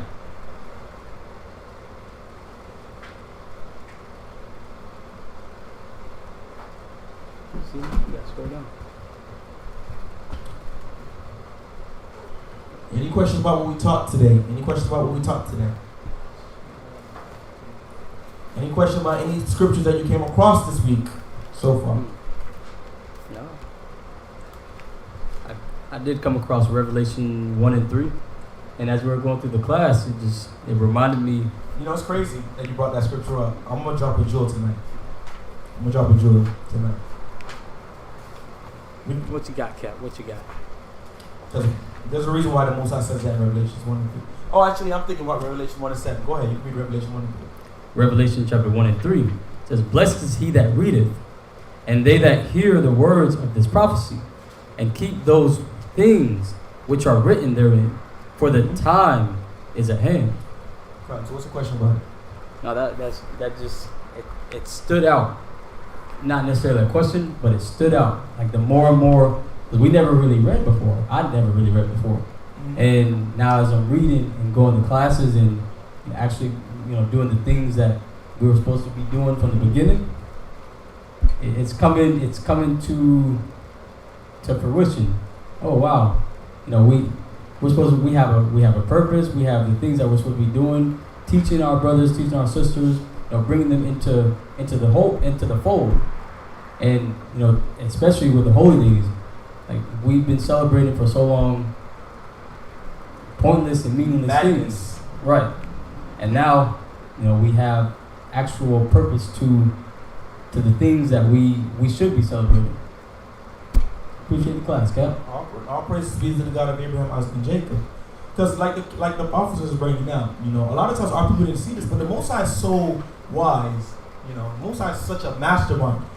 He made this word. Give me Matthew 24:14. This actually three scriptures on the. If there's no questions in the chat, I'm actually gonna address everybody in the chat and we're gonna close out the class.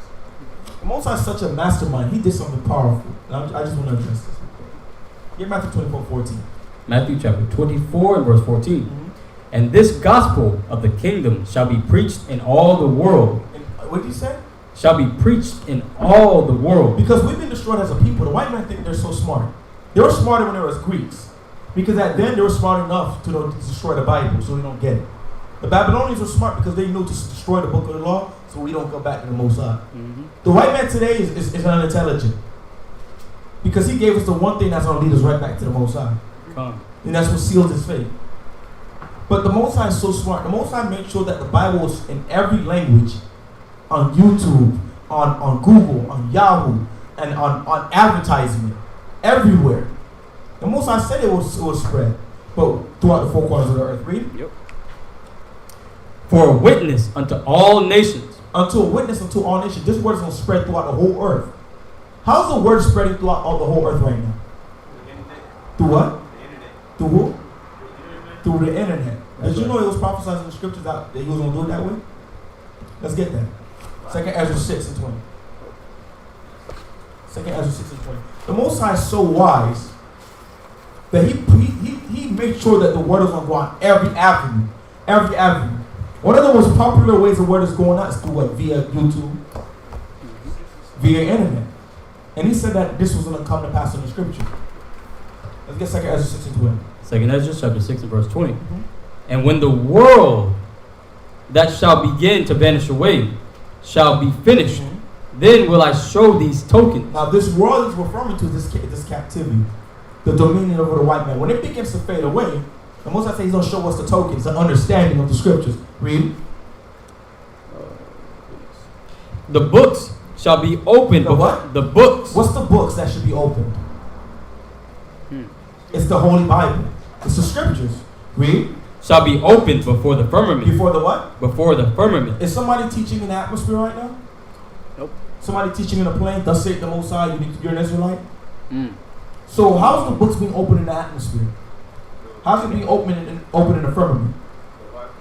Space technology. Radio waves. Radio waves, what else? Sound waves.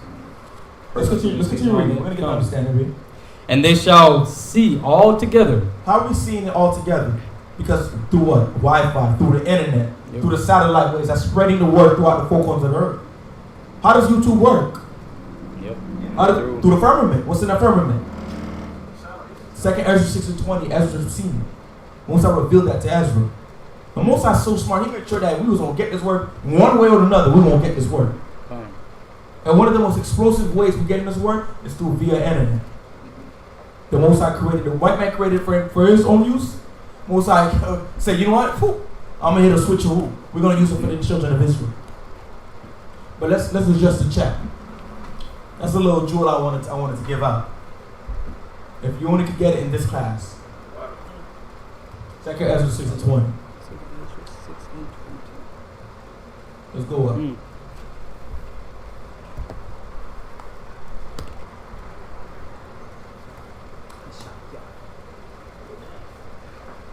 That's all the way up?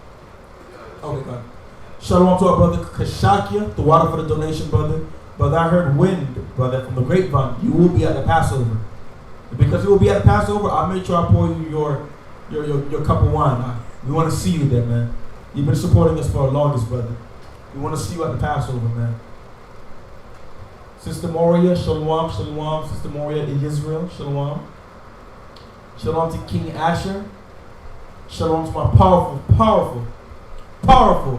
officer Kazak Yasha Allah, powerful officer in Palm Beach County. Shalom to our brother Gabar. Shalom to Sister Ahavia. Shalom to 144 watching. Hey, brother or sister, next time, if you can't make it this time, make it next week. Shalom to our sister Bettina Francois, como sava. And shalom to our powerful herbalizer, powerful officer Nathaniel Allah, located out here in Broward County headquarters, D. Zion. We're going to leave the floor for one more minute if there's any questions. If there's no other questions, we're going to shut down the class. Does anybody have any questions? Any questions at all before we close out the class? What is one thing you guys learned something new tonight? What's one thing you learned new? How serious the high holidays are. Consequences. Something serious. Real, we in captivity now. We can't do it. Well, we should, but we should honor it by our description, our time, our charity.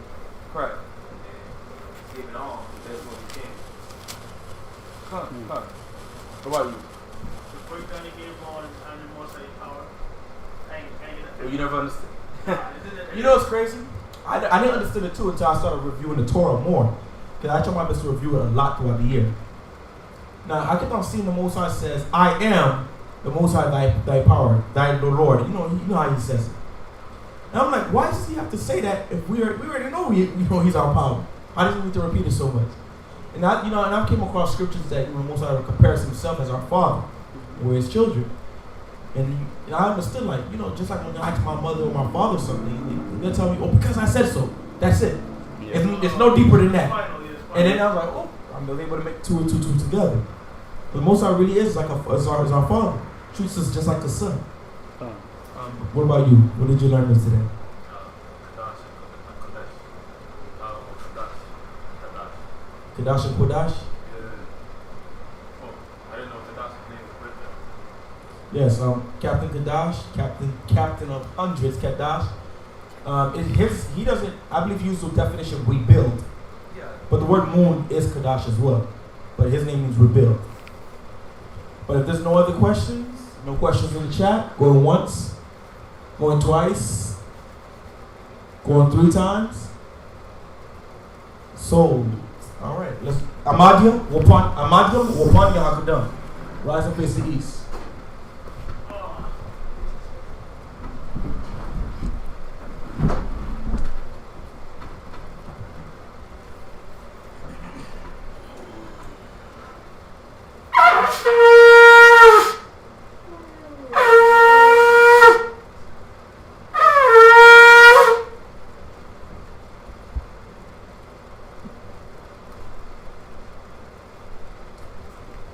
Hallelujah! Hallelujah! Hallelujah! Hallelujah! Hallelujah! Hallelujah! Who's the power? How's the power? Who's the power? How's the power? Bahashem? Yahushua. Bahashem? Yahushua. I'll be happy to come before you in the name of Mashiach Yahushua. To thank you for giving us another wisdom class, Yahweh. Thank you for guiding us. Thank you for protecting us, Yahweh. We ask that you take the Psalms, chapter 136, Yahweh, in supplication, Yahweh. Thank you for having mercy upon us, Yahweh. Give us back our feast days. Thank you for guiding us and letting us come back and keep that commandment, Yahweh. Our forefathers have failed you, Yahweh. Our parents, our grandparents, and our great-grandparents have failed you, Yahweh. But from their failure, we will succeed, Yahweh. We will prosper in accordance to thy law, statute, commandments. We will come back and show you, Yahweh, that we will keep the contract our forefathers made that we made with you, Yahweh. Receive Psalm 136, Yahweh. One more. You want me to read it?